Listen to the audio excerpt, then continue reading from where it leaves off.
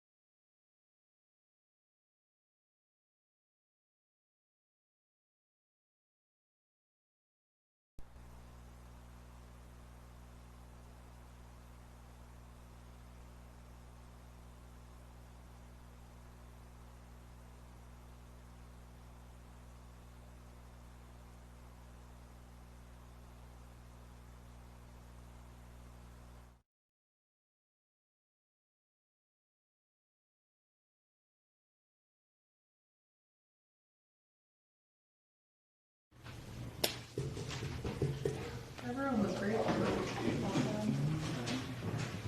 That should be good.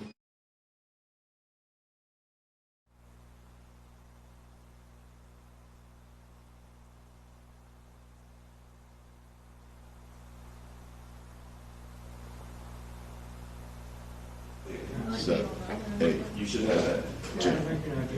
You good? All right. Hey, King, count to 10. 1, 2, 3, 4, 5, 6, 7, 8, 9, 10. All right. So thumbs and clear points. But we still here. All right. Cool. All right, sounds good there. Twan, can you come down the table just a little bit and count? 1, 2, 3, You good? 4. All right, then a little bit further down. 1, 2, 3, Yeah, I think 4, so. 5, 6, 7, 8, 9, 10. Pretty good. I think he's having a good time. You guys ready for me?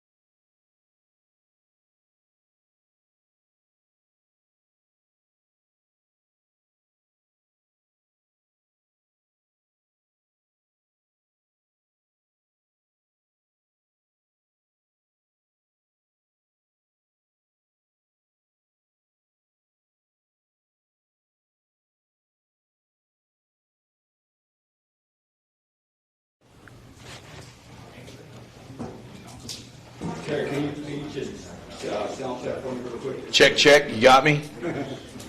Loud and clear. Hold on 1 second. Let me check the live stream. I don't sound like Mickey Mouse, do I? Okay, it happens. It happens. We like Mickey. All right, Terry, can you check one more time? Check, check. You got me? Got him.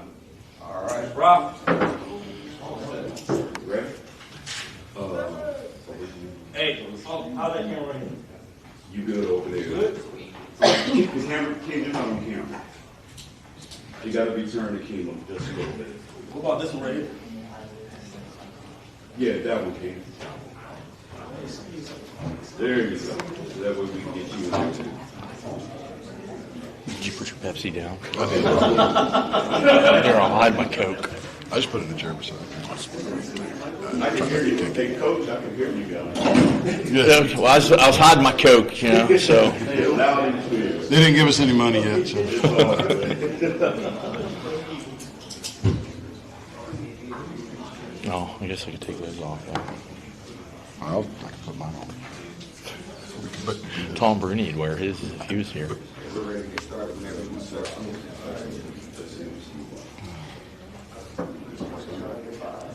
We're ready. Welcome to EPAC Media Day. This is Akeem Holmes, my co-host, Jenny Fritz.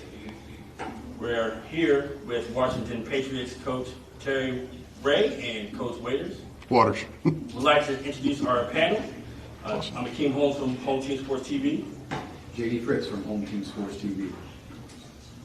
Rick Kozlowski. I'm currently independent. I'm Ellie Colbert with the Journal. Bill Coley, The Spirit of Jefferson. Luke Wicks, Panhandle News Network. Daniel Woods, Panhandle News Network. Parker Stone, Panhandle News Network. And we are here, Coach Waters, we're here. First question would be for Coach Ray and Coach Waters. Now coming into your second season as head coach, Coach Ray, what are some things that you've learned over the last year that you think will propel your program to greater things moving forward? Same questions for you, Coach Waiters, coming from Martinsburg.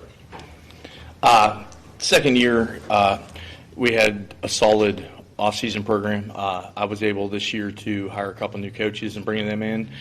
They specialize in the weight room, in plyometrics and so forth. So that's not Neil Powell. That is Stephon Johnson and Tommy O'Connor. Our weight room was really well this year. We had a great turnout. It's nice being in the hallways all year long, so you can sit and try to recruit kids in your hallways and get kids out for football that we didn't have before. And that's the biggest thing that I've seen this year that has made the difference from year one to year two. Coach Waters, same question. Yeah, I mean, coming over from Martinsburg, of course, you know, you come over from the big dog on the block, and I mean, I've known of Coach Ray for a long time. We actually grew up in the same part of northern West Virginia, or the Panhandle, so for him to ask me to come on board, I jumped on it. Of course, working in D.C., and I'll save the extra 30-minute drive every day coming in, so and no bad blood at Martinsburg. I'll always thank Coach Walker for allowing me to be part of his staff, and you know, it's a great time there. But I believe in everything Coach Ray's doing. I love his tenacity, his intensity, and I think he's going to build a great program here. And I'd like to be on a, you know, help be a building block for that. So I'm happy that he asked me to come on board. Coach JD Fritz, Home Team Sports. Coach Ray, this year, with being your second year with the program, do you foresee making any changes, adjustments this year with the different personnel that you got coming in? We have a new offense coordinator. My old offense coordinator, Dave Michael, decided he was retiring to North Carolina, which I don't blame him. He sends me pictures every day of what he's doing at the beach while I'm at football practice. But our offense is pretty much going to be the same, but Neil Powell's now our offense coordinator. He's putting his little tweaks on some of the stuff that we do. He wants to do a little different. Eric's putting his little bit of tweaks that he has. Defensively, we're going to be the same. The biggest thing on defense, in offense, and as a team is last year when you come in that first year, like it was the learning curve. We were teaching, trying to understand the culture. I've actually seen this senior class just take over leadership and have bought into what we really want to do, and the whole team culture is different. That's my biggest thing that we're going to be different. I mean, offensively, listen, if I can throw the ball, you guys have seen teams I've coached, we're going to throw the ball, but I like running the football. Defensively, we're going to bring pressure. If we can bring pressure, and we're going to play man. I mean, at the end of the day, we just want to play football and have fun. How many players do you have out this season? Right now, the official roster that I turned into WVSAC, we have 72 kids. That's up from last year. How much of it? Last year I had 55, so we're at 72. We were a little bit bigger number, but everybody knows you always lose some kids through camp and so forth and so on. So, but we're happy with the numbers. We're able to split practice for the first time. When I was in the Northern Panhandle, we always had large numbers on our teams, so we were able to split practice. We'd have varsity and JV. Up there, we had freshman football too. But we're splitting right now, so I have a full varsity team practicing on one side of the field, and the JVs are practicing on the other side of the field, and then we'll flip-flop offense and defense. So the JV kids are constantly getting one-on-one with varsity football coaches. Obviously, these JV kids are getting some time at some higher level. I would say the freshmen are getting some good practice at the JV. If you were to, in ideal circumstances, would you like to have 3 different teams? If I could have a freshman football team, I would have a freshman football team. I really like the fact that the freshmen would get a whole year to play together, learn the system, and then play kids at their size, the freshman level size. Because I'm going to be honest with you, one of the reasons I'm glad we could split is I got some freshmen that if I try to line up against Kojo and these guys, it would be scary. I wouldn't want to put them in that situation. And with the rules that we have now with contact and everything else through the NFHS, it just makes it a lot easier for us. And then those guys get, and I also like it because it's more one-on-one with these kids, and we're teaching them the program. So is that something that you'd like to see come back to Jefferson County? Is there any talk of bringing? There's rumors about freshman sports coming back to Jefferson County, but I'm not. That's above my pay grade right now. So I would really love to see freshman sports. It wouldn't just help in football. It would help in a lot of the sports, basketball especially, because basketball has to make cuts. And I know Coach Miller is cutting kids that he's like they're on the cusp that are younger kids. That for older kids at JV that can progress. If you can get a whole freshman team in there, you're adding 12 to 15 more kids to your roster that are getting playing time that you can see play and develop through there. So you had mentioned that your team is kind of having a different culture this year. Can you elaborate on that a little bit? Last year, when you came into a system, and it's no well secret, we've not been consistent in football at Washington High School. One of the reasons I got the job is I want to bring consistency. I want to build a football program. And not just building a football program for 1 season, 2 seasons, and be with it. I want to build it where it's longevity, where the upperclassmen are leaving their legacy and the juniors and the sophomores below it want to upstand their legacy. This group of kids of seniors last year, I only had 6 seniors on the football team last year. So I played a lot of sophomores. I played a lot of freshmen. It was just... And when you play a lot of young kids and you don't have a lot of leadership and guys that aren't used to leadership, when stuff gets hard or goes sideways, I'll use the clean version of it, you don't have guys that will grab you and be like, hey, follow me, relax, everything's going to be cool. This group of guys, we went through some stuff last year, but the senior class this year, there's no arguing going on.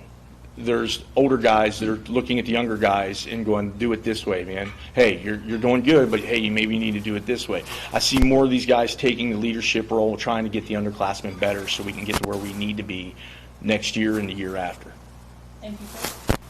How many returning players do you have on offense? No real specific players, the total number of returners on offense. Well, let's see, it's 5, 6, 8.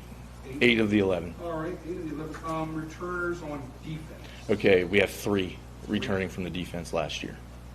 Your basic offensive formation. We will be spread. We'll be a multiple spread. We'll be 2x2, 3x1, empty. And defense. Defensively, we're 4-2-5. We're multiple.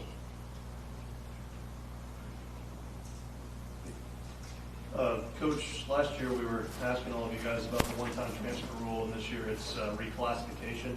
You've got John Marshall on your schedule. They're going down to AAA. Have you? How did I know you guys were going to ask me this question? I just had. I was like, somebody's going to ask me this question, and I said it was going to be you guys. Listen, we got dropped that bomb yesterday. I'm never going to talk bad about the WVSAC. Okay, that's our governing body. They're doing the best they can. It is what it is. I mean, they went to the 4 classifications. You had teams that weren't happy with being where they were. They appealed. They won their appeal. I really wish that we could have kept the ones that dropped down to AAA up there in 4A, so we had a little bit bigger 4A division, but it is what it is. My understanding is, when I was getting the rules, John Marshall's still going to count as a 4A team.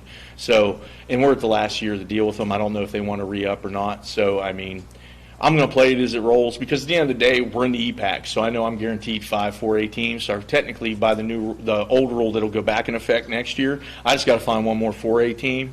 Playing 3A teams isn't that big of a deal, and especially where we're at and the geography of West Virginia. With now 4A shrinking, we're going to have to travel further if we really want to play other 4A teams. So we're looking at Huntington, Greenbrier, and those areas. But we're in West Virginia. I've been coaching in West Virginia for a long time. We're going to have to travel to play. I mean, I'll play who I have to play and abide by the rules.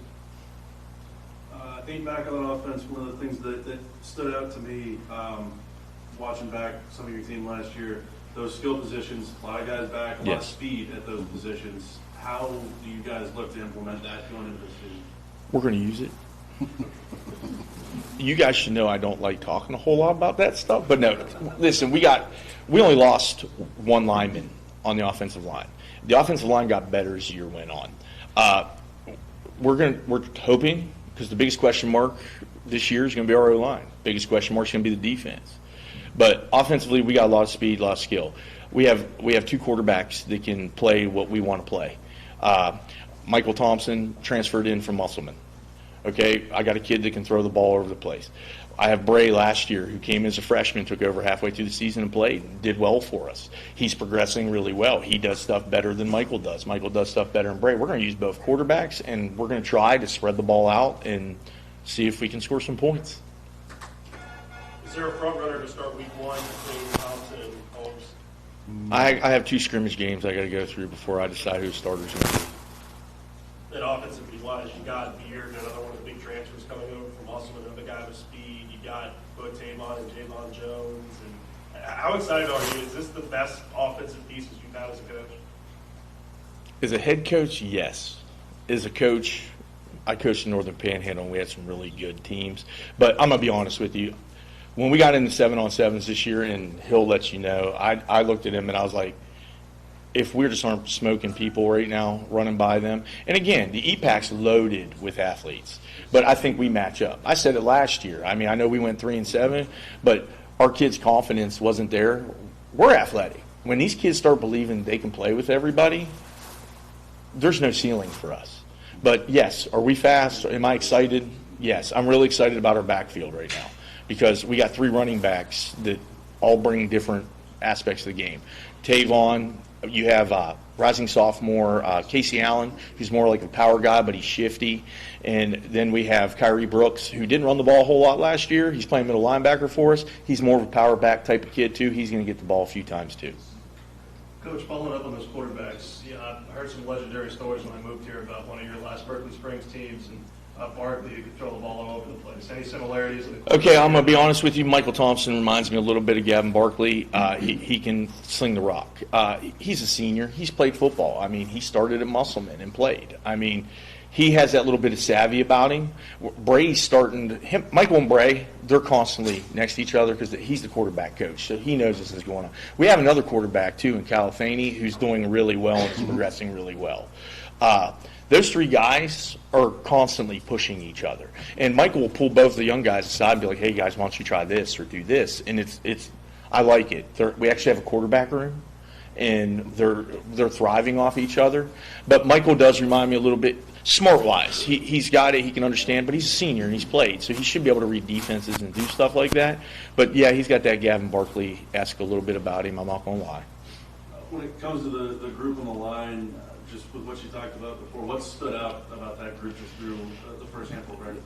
I'll tell you this. We did flex days in May because I didn't use hardly any of them last year. So I got to use a whole bunch of them right there before the end of the year. We went the entire month of May.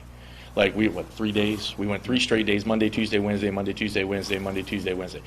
We're all out there with the skill guys. Those cats were over there every single day running. If you ain't, turn around, look at them. They're all slimmer. They're all bigger. They're all about it this year. Last year, like I said, we came in, we tried to work and get where we need to be, but it's hard that first year. But these guys are putting in work. They're helping each other. They're talking to the younger guys. They're trying to get stuff. And Coach Dusing's my O-line coach. He's constantly with those guys. So I'm happy with the group we got right now. This upcoming season, which game are you most looking forward to and why? Every single one of them. Every single one. Thank you. Our saying is we don't worry about anybody except who's next. Right now we have 2 scrimmage games. Don't think we're worried about Woodrow Wilson right now. I know we have John Hanley this week, and next week we have Loudon Valley, but we're worried about week 1. Week 1's big. Woodrow Wilson's a preseason pick to make playoffs, so we're coming right out the gate with the team that's a possible playoff team. We got to come out and show up. Now we would like to invite the players up. Players on the list. Don't be scared. Come on. We have Isaiah Beard, Stephon Lacuti, Isaiah Mensah, Camden Frick, Tucker Sign, Michael Thompson, and Terry Ray II. Coaches, you guys can get up. Yes. Thank you. Thank you, Josh. You want to help me out, Michael? Yeah. Oh, thank you, Michael. Thank you. Thanks for helping the old man up.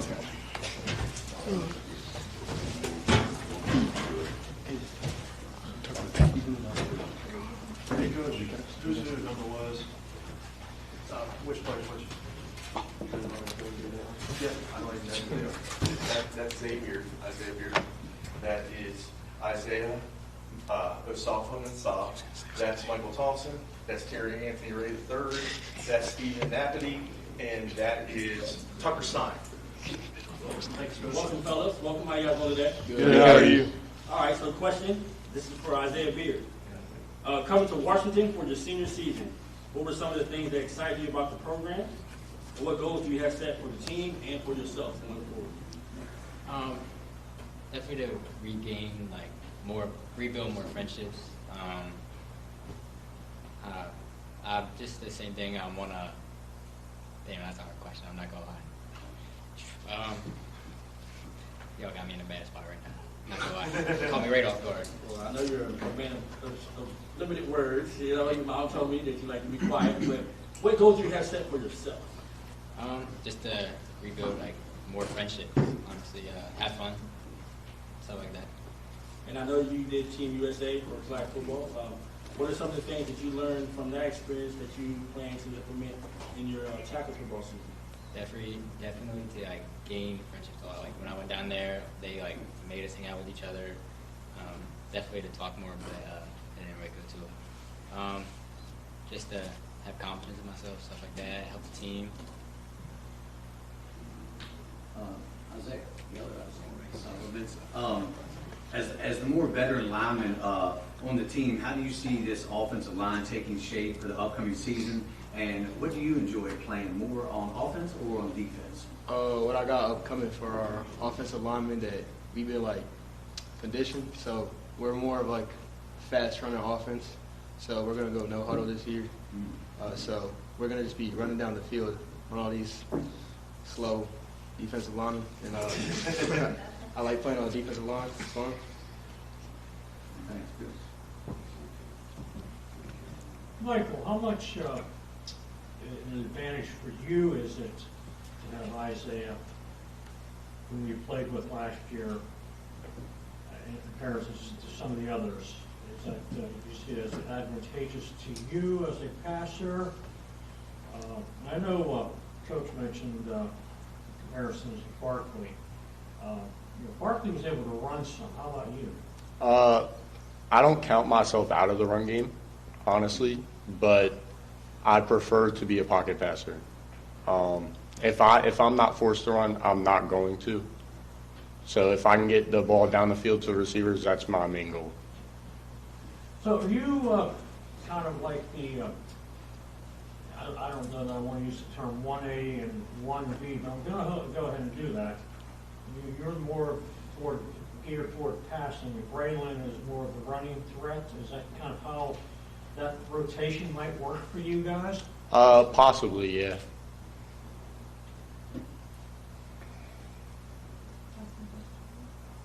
The question goes back to how's your kicking game?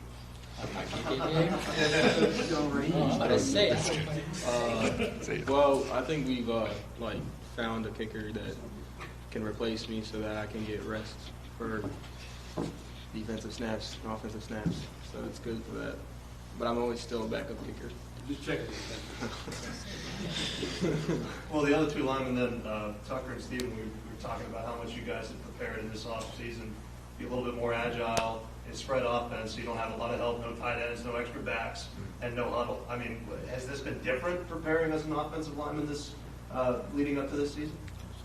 I would say for sure. We've definitely been more intent. We've been working harder, higher intensity workouts in the off season. We're lifting more. We're running more. I would, being in the spread compared to, what me, Tucker, and Kojo in the past, we were single wing our first 2 years. So going from that to spread was a bit rocky, but I think we're, building up to where we're comfortable in it now. And then I'd put off of that, all throughout June, we had our offensive line and defensive lines running us, just conditioning us, getting us better for the season, just so we can go no huddle and run. For all the guys returning from last year, whoever wants to take it, going into year two, changing that system now, is there a level of confidence now that you've got a year under your belt with what Coach Ray wants to do and how he wants you guys to approach the game? Just have fun and compete. It's the best thing you can do. I think that we've definitely gotten a lot more confidence this year with what we know. We're all smarter. We all went into the film room, and I mean, we studied. I think that we're aiming to be way better this year, and hopefully, above 500. This is for the three linemen. Where do you think you guys' strengths are blocking-wise? Is it more the gap scheme and man blocking, zone blocking, pulling? Where is your strengths you think you're at this year? We can do it all. Yeah, I'd say everything. We can do it all. Then for the skill position guys and Michael, you guys' chemistry over the offseason, how you guys have built that up. Can you explain that a little bit? Working with a bunch of weapons, Michael, I mean, you got Isaiah, you've got TT, you've got both the Joneses. It feels like you're walking into a really good situation here. I definitely have the most chemistry with Isaiah. I've played with him my whole life, all throughout Little League, all throughout at Musselman. But I love the chemistry that I've been building with the other receivers like TT, Javon, all of them. It's becoming a real good thing. All right, so question for Terry Ray third. Being back for your second year, coming from Perkins Springs last year, what are some of the changes that you see in your team from last season? And what are some of the changes that you have actually made yourself to be a better player at the 4A level? We've gotten stronger and we've gotten faster. We got a new coach this offseason that helped build our strength and helped build our speed up, and we're just way bigger and way faster this year, and I think that's going to help. And I put on 20 pounds of muscle. I'm looking to hopefully beef up and be able to block the big guys this year. I also gained about 0.2 on my 40-yard time, so hopefully that'll help. I'll be able to get some touchdowns. You got the sleeves tucked in, you got to throw some careful there. Hey. TT, I don't know how much you guys as players were paying attention to the stuff that was going on yesterday. But if you look at the number of 4A teams that are now around, does that you guys seem to think that every EPAC team can make the playoffs? I mean, all the power to them. If they do, we do. I mean, I don't even know how many. I would try not to pay attention to stuff like this and just, keep my eye on the ball with our team. And we're focused on ourselves right now. And if we can make the playoffs, which we should, we're aiming to make the playoffs this year. I'll ask another question to PT. You mentioned a lot of physical change, a lot of improvement over the off season. What did your off season training schedule kind of look like to get you where you are right now? We lifted Monday through Thursday. We had Wednesdays we'd go outside, we'd run, but it was just constant lifting every day, pushing each other, pushing ourselves, and that really set the tempo and it changed the culture around definitely. Thank you. Michael, for you, with what these guys have mentioned, going up tempo, playing no huddle, there are extra responsibilities being put on you with play calls, making the right calls on the line, as again you are kind of trying to push that, and you're not huddling, making calls from the sideline like that. I like it because it gives me more time to scheme against the defense and see what the open pockets are, and I think it gives us more strengths because then we can beat their defense and tire them out to the point where they don't want to go no more. They're trying to make subs while we're running plays. And I think off the offseason, we've gotten more endurance, more strength, all that. I think we're going to be able to go pretty much all game, no huddle. So anyone has any more questions? Well, thank you, guys. Appreciate you. Please, we'll go to our talk room. Thank you.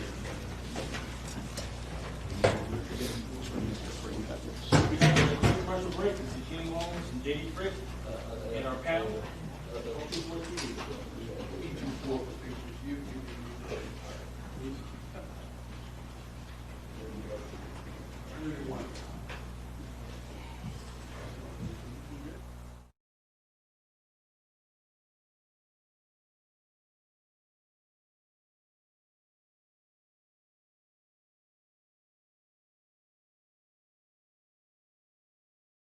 Welcome to Cookies and Milk Child Care Center. We have 2 locations conveniently located in Kernersville and Martinsburg. Our mission is to be the leading provider of higher quality care and education services for children ages 6 months to 12 years of age.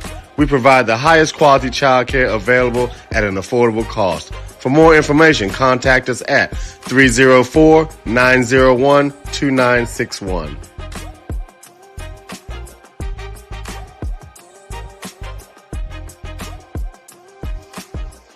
Since opening in 2017, we have been the local hangout spot to watch a game and meet up with family and friends. With over 15 TVs, there isn't a bad seat in the house.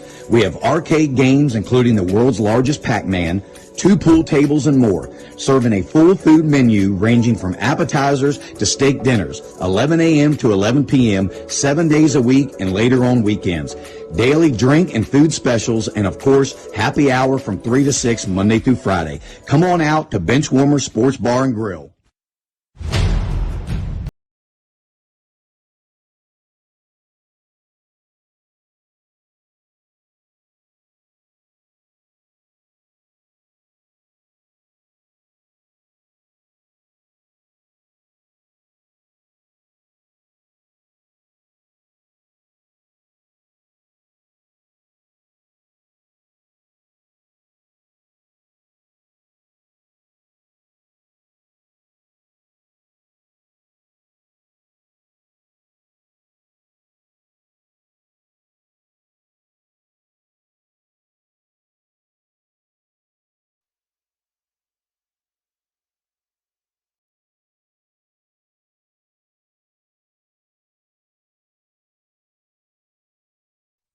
This is Jimmy, General Manager at Ameritech Tire and Auto, here to serve you with all your auto repair and service needs.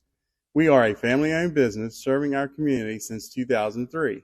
We work on all makes and models from vintage cars and trucks to collectors to today's latest, newest vehicles.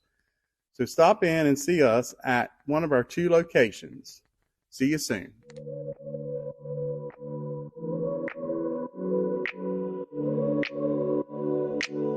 When your life depends on it, you don't cut corners. You go for top quality.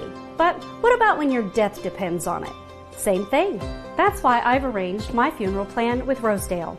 I pay a lump sum now or in installments, and the cost of the services for my plan are fixed forever, no matter how much prices go up. So when the day comes, I know I have helped my family with the cost of the funeral that I have chosen, and everything has been arranged by Rosedale. Enclosures Unlimited is a family-owned and operated glass company that has been serving the Northern Virginia, West Virginia, Maryland, and D.C. areas since 1962. From the first call to the day your glass is installed, we promise fast, knowledgeable, and friendly service. We are always happy to answer all your questions and work with you to design a space that is beautiful and functional. When you choose to work with us, we will treat you as family. We can provide an estimate via email or schedule a free in-home measurement and design consultation. Please contact us to get started on your new shower enclosure or glass project today.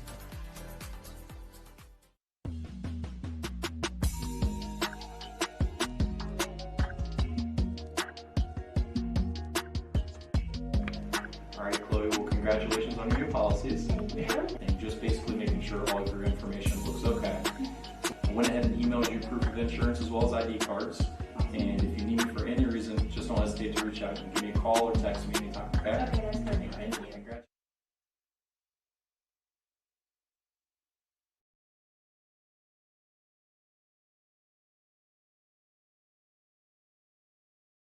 Looking to enhance the beauty of your outdoor space? Look no further than R&L Landscapes. We understand that your outdoor space is more than just a yard.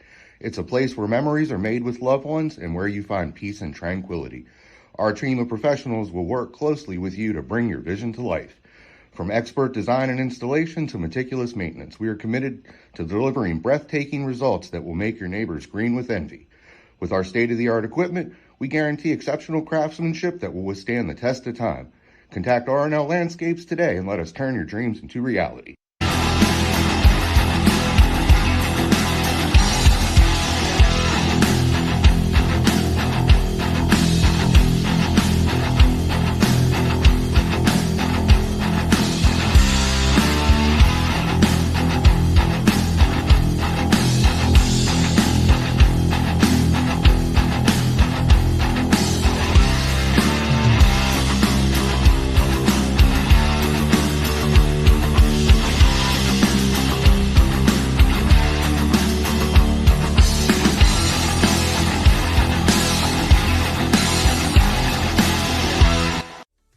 Neon Moon Tavern is under new ownership, so if you're looking for a place to go to enjoy live music, the area's top DJs and great food, all in a fun and safe environment, then we are the place for you.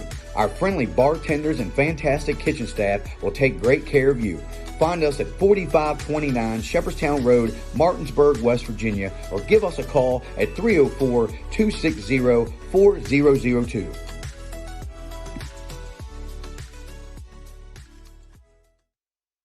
Helping families is my... Go. Oh, I didn't see thumbs up, my bad. I'll start with Coach Law and ask you what's it's been like, first of all, when you were fully put in place as head coach of this program, and what's it been like with you having a full off season, knowing that it's all under your control and it's your program now. What's it been like since you've had that interim label stripped off? Well, first of all, it's an honor. Honor to lead Spring Mills Cardinal football. But as far as like anything that's changed, nothing's changed, because one of the things, at least with us, everyone's got a specific role that we take pride in doing, and so we just kind of continue rolling what we've done last year. It was successful, so we're going to keep rolling with it. Expectations-wise, it was a team last year that made a step, made the playoffs, hosted a playoff game, won a playoff game. Through the roof this year, I would imagine. Right. So, I mean, just like any program, you want to build off success that you had from the previous year. But one of the things we've been trying to get across to these guys is that was last year's class. You know, we have to go out there, we have to scrap up, we have to practice the same way these guys have been doing all through last year. And it's their turn to lead the group that's coming up right now. So if we have any hopes of trying to replicate or improve with what you want to do, they've got to match the intensity of what they've done in practice as far as games as well. Coach, I just want to get this on the record. In your experience, who's the best basketball player you've ever coached? Man, some guy named Daniel Woods is pretty fun, you know. I know it started from the middle school all the way through high school. We need to get that on the record. But in all seriousness, with the amount of experience you have in this group and the amount of multi-year guys that have been big contributors to this program, what stands out from the group of leaders that you've got on this team? Well, just the ability, those guys have the ability to command the practice. And as far as what we've seen right now, even from the days where it feels like it's not where it needs to be, you know, you'll hear a guy like Keon Mills and Max Anderson trying to get these guys to step up the intensity to get to where it needs to be at. Coach Hessen, I know we could probably talk about this for hours, but your defense, it's Jeff Castile's defense, it's WVU's defense, it's Shepherd's defense. Can you talk about, when that was introduced to you and if you plan on running it again this year?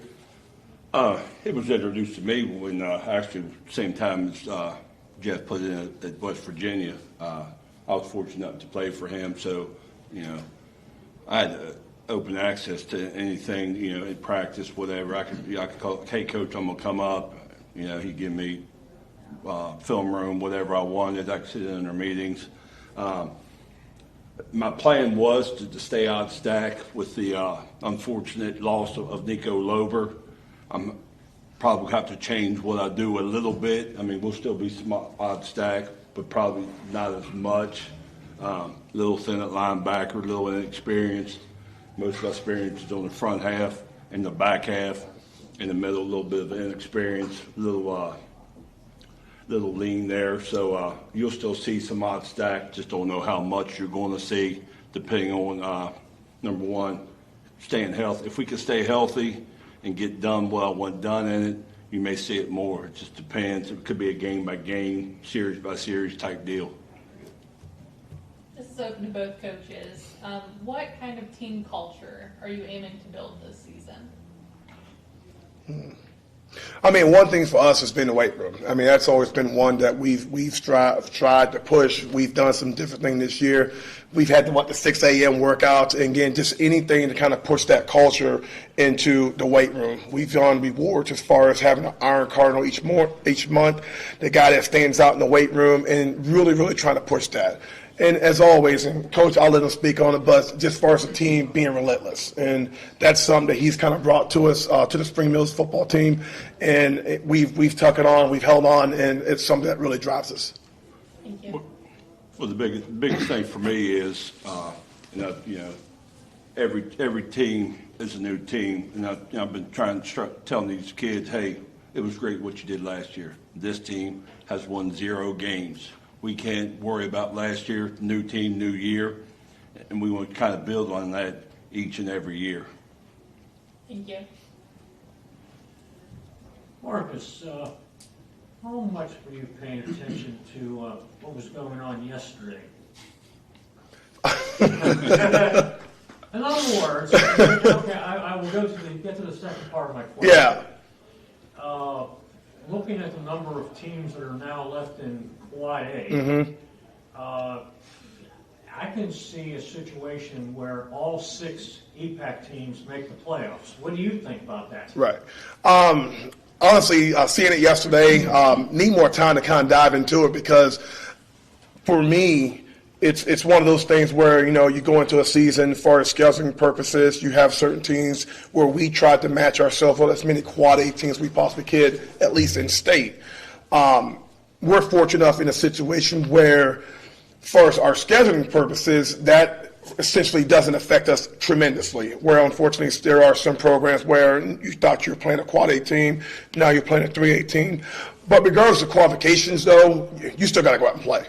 You know, there's any Friday night, any team could beat you. I mean, you go out there and you start going half speed, start taking teams light, you could find yourself on the wrong end of a score, which you kind of anticipate being in front of it. But again, as far as what happened, I kind of need to see how this thing plays out because it is something that it kind of hit like really, really quick. Coach Law, I'm going to kind of piggyback off of what Rick said.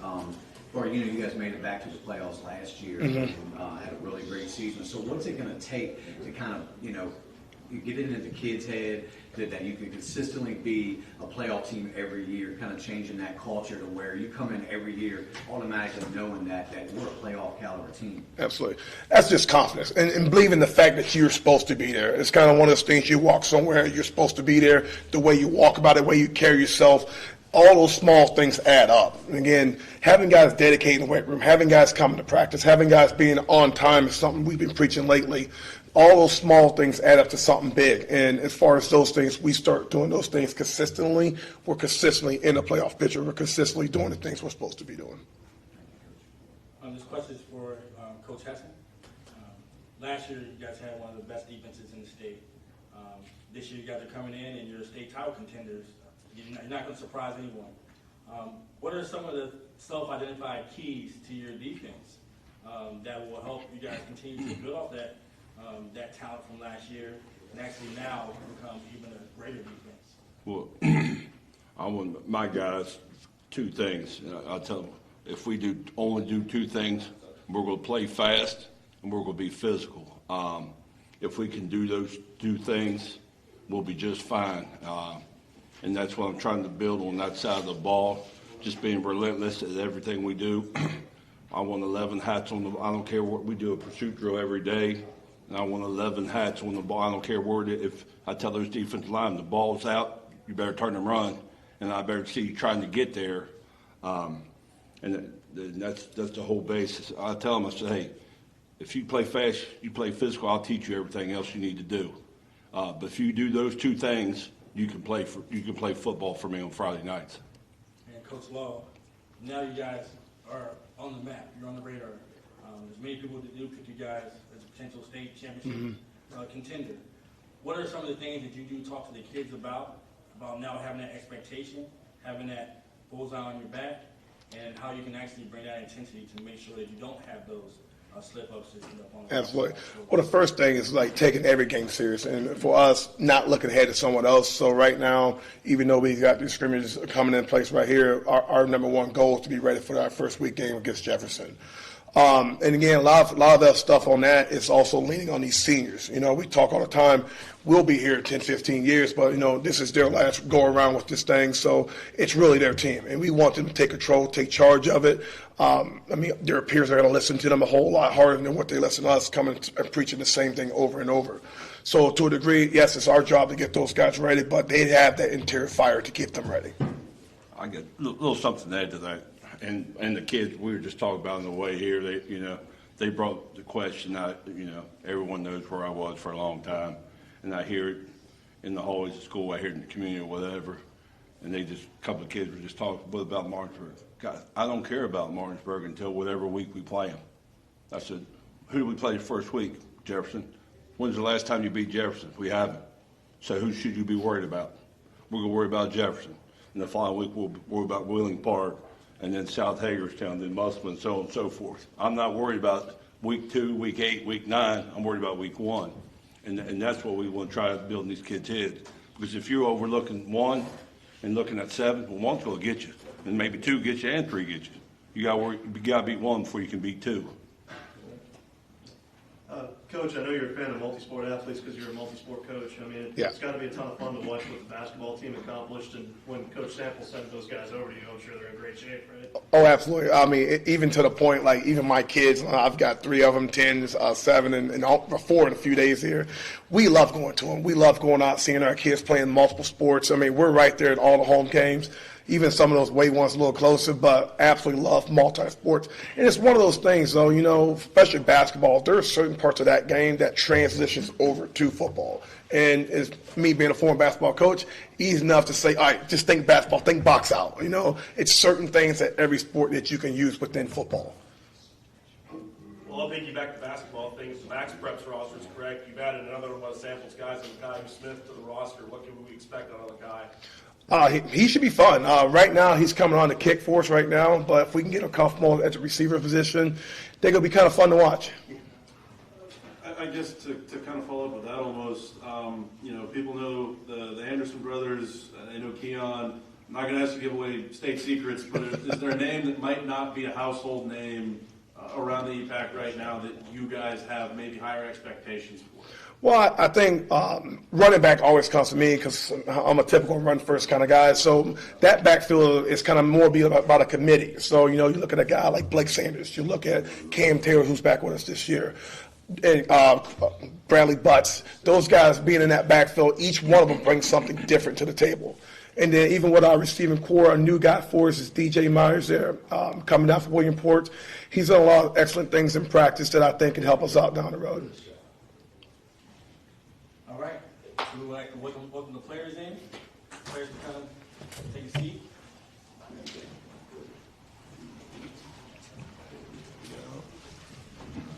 Two. We bring 8. Yeah, I had a few extras. Coaches, you guys can get up. Okay. On this. All right. There you go. Warm it up. Ah, nice. Hey, Coach, can you tell us who's who? Oh, yeah. Sorry.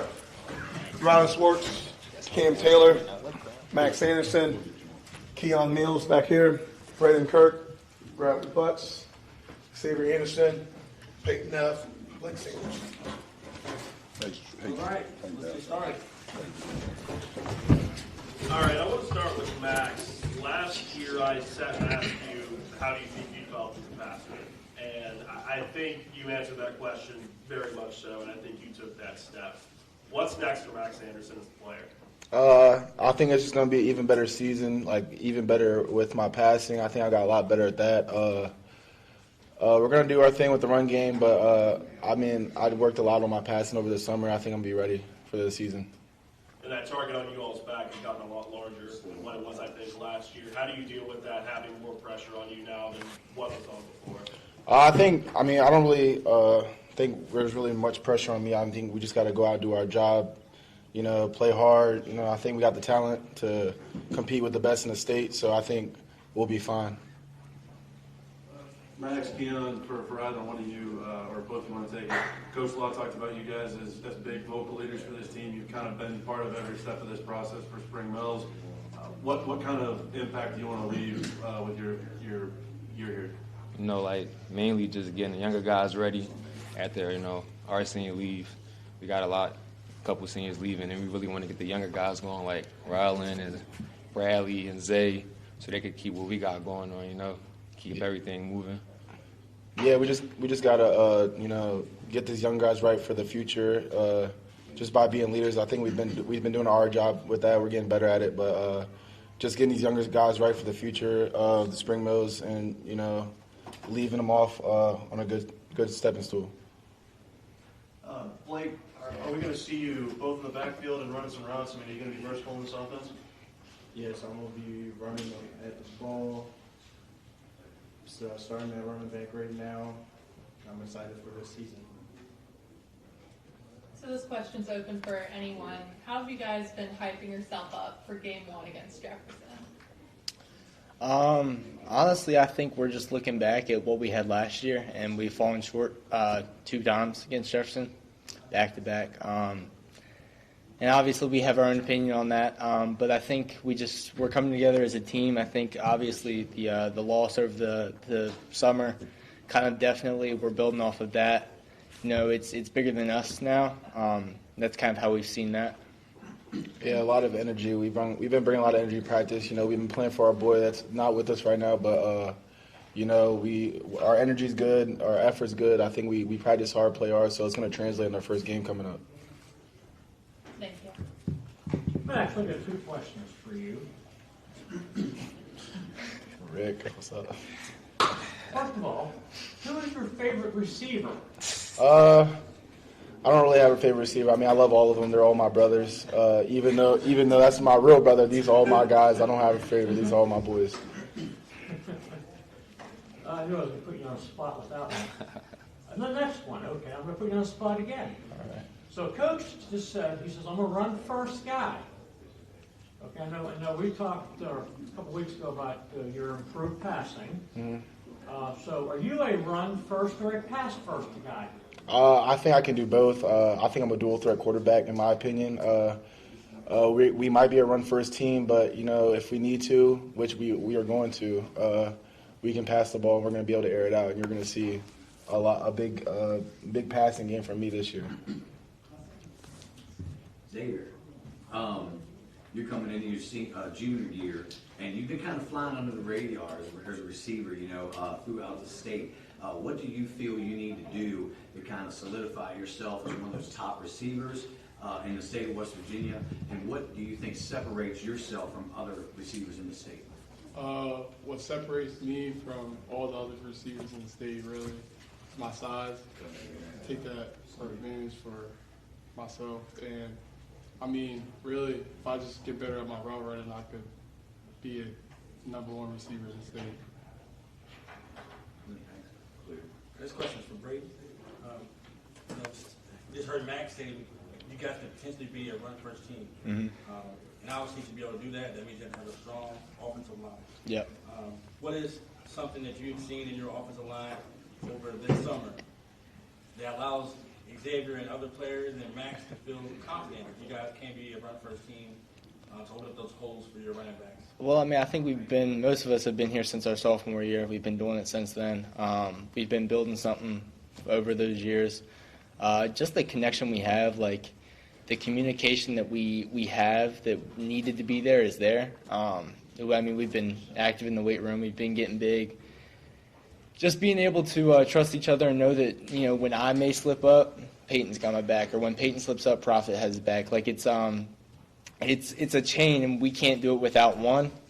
So being able to trust each other in that kind of mindset, it works for the whole team.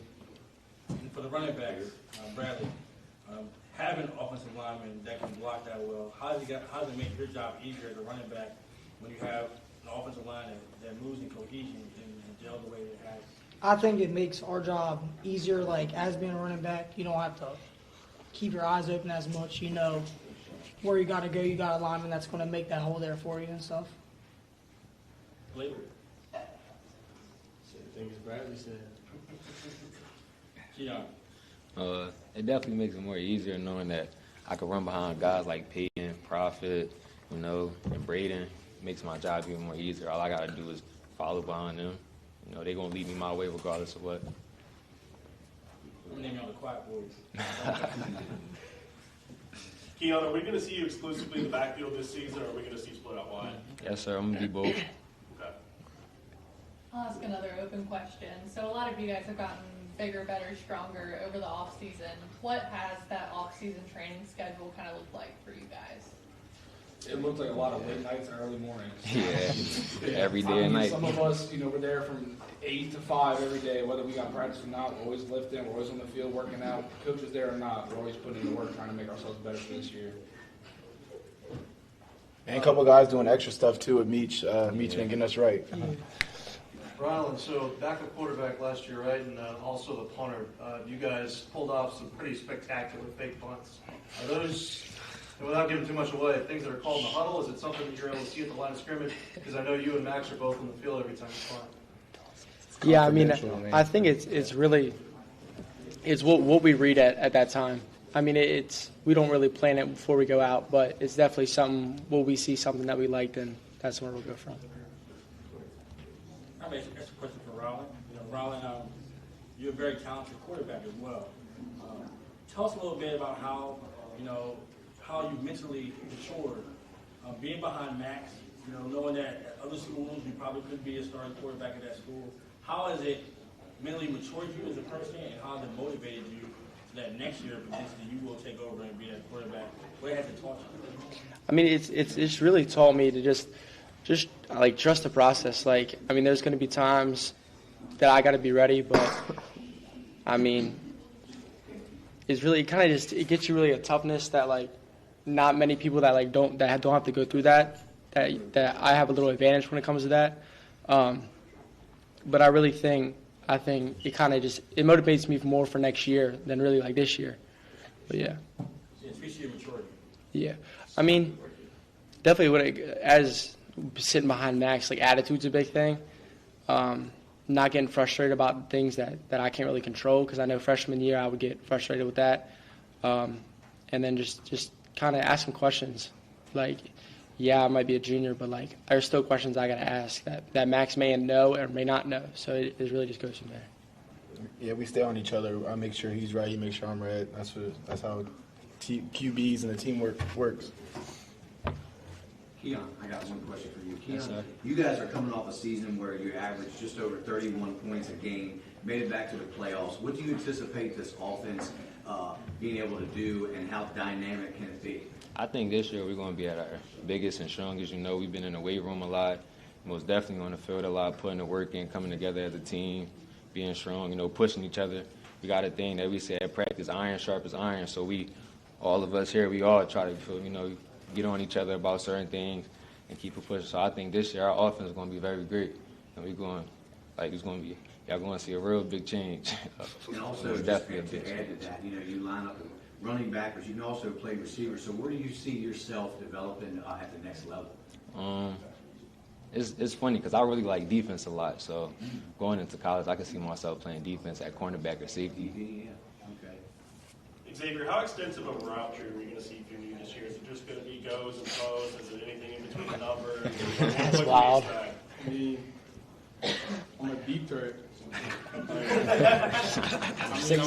I'm working on my slants, but like, hey, just catch one over the middle, take a couple people off. To kind of bounce off of that, I think one of the things that stood out to me with the basketball season you guys had was from game 1 to game 22, seeing how much your confidence built. You could see that watching you guys play.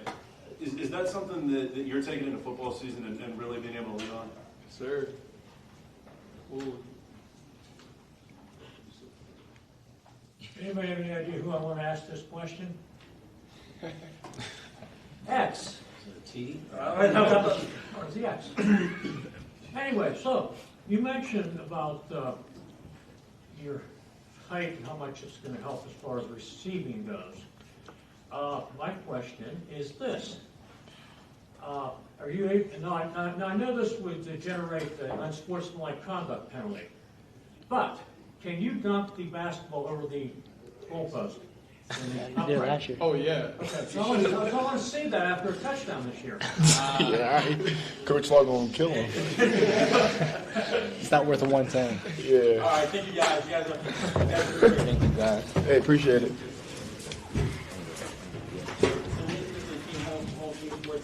We'll have to transition to our next team, the Jefferson Cougars, after a quick commercial break.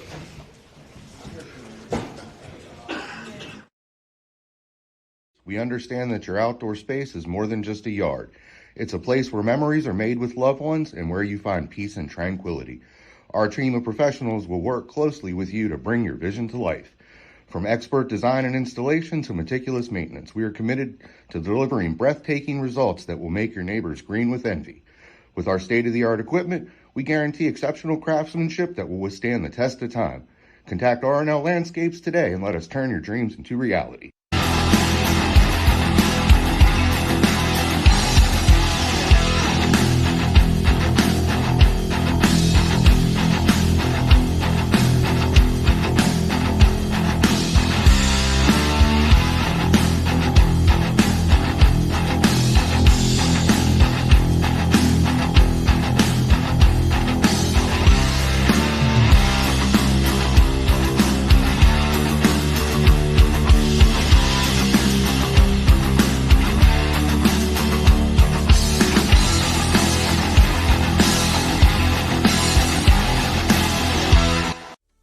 Neon Moon Tavern is under new ownership, so if you're looking for a place to go to enjoy live music, the area's top DJs and great food, all in a fun and safe environment, then we are the place for you.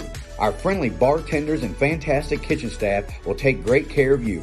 Find us at 4529 Shepherdstown Road, Martinsburg, West Virginia, or give us a call at 304-260-4002.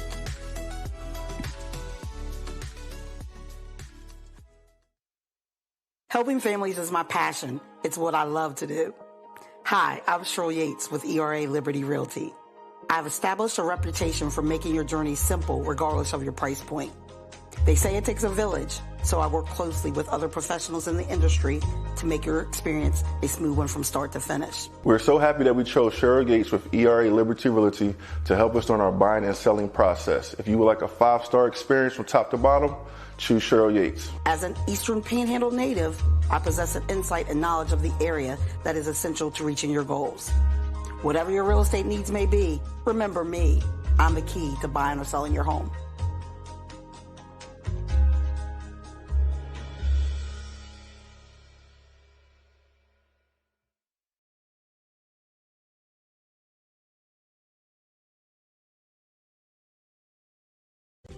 Smith Native Bush Insurance has served the Eastern Panhandle since 1869, a family-owned business with locations in Martinsburg on South Queen Street and Charlestown on South George Street. We are able to serve all your insurance needs. Being an independent agency, if we can't do it, nobody can. Call us today for affordable insurance.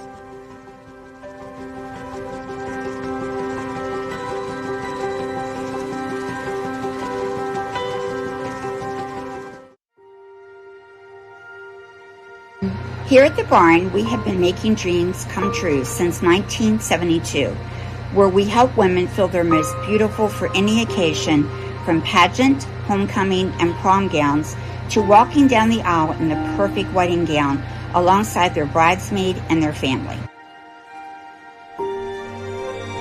Stop by to meet your stylist today to find an affordable gown, and we do offer layaway. Hey, home team sports fans. Thank you for tuning in tonight. We tried to get Patrick Mahomes and Jake here. They're a little bit busy, so you're stuck with Jared from State Farm in Martinsburg, West Virginia. We are thrilled to partner with Home Team Sports to bring you area high school football this fall and to continue to support our area student athletes. Thanks for letting us be a part of this. Your needs guide us. Your goals drive us. Jared Ferguson, State Farm. We're back with Jefferson Coach Craig Hunter. And we'll start now with the questions. Obviously, Coach Hunter, you guys graduated a lot of very successful players. Some have gone on to play Division I football. Some are playing at other levels of football. What are some of the new players that the world might not know about that you expect to put their names in the hat for some of the better players in the EPAC? Well, we got a couple new kids that come on the scene this year. Like you said, we lost a good group of kids, a great group of kids this year. Actually, the last 2 years, we lost good group of kids. This year, I think a name that nobody's going to really know about is going to come on the scene this year, probably Trey Ledbetter. He's coming on the scene. Luis Hockenberry on the scene for our offensive line, help fill our offensive line, places where we lost some spots there. Another shocker who's been looking good in camp so far that might shock everybody is Jamari Jenkins. Is now playing football, so he's been out there. He's had a pretty decent camp. We're going to see this Saturday at the scrimmage what he can do once we get real full live contact hitting him. But he's looked good.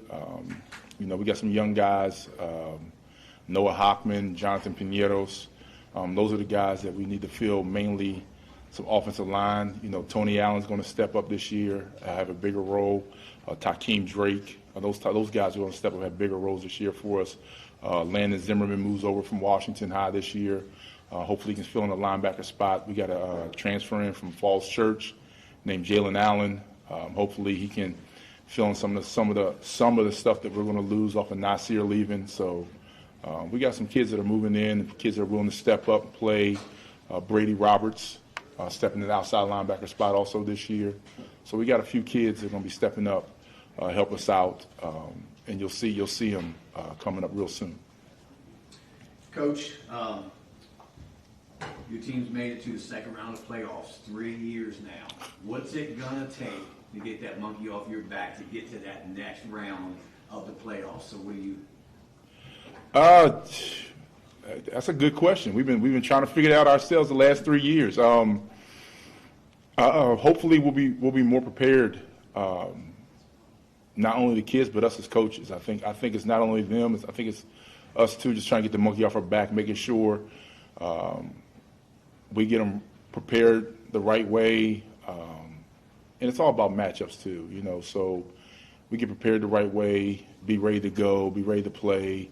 So I wouldn't say anything more on the kids. I think it's more us. We got to make sure that the kids are ready to play in that second round, not be nervous about it, be loose about it, and act like we're supposed to be there and we're supposed to win the game, and just play like that. That's the way we got to see it. That's the way we got to take it, and that's the way we got to look at it. Kind of follow up to that. What have you learned in those 3 years that you guys have made the playoffs each year? Each year's been something different. That first year was Bridgeport.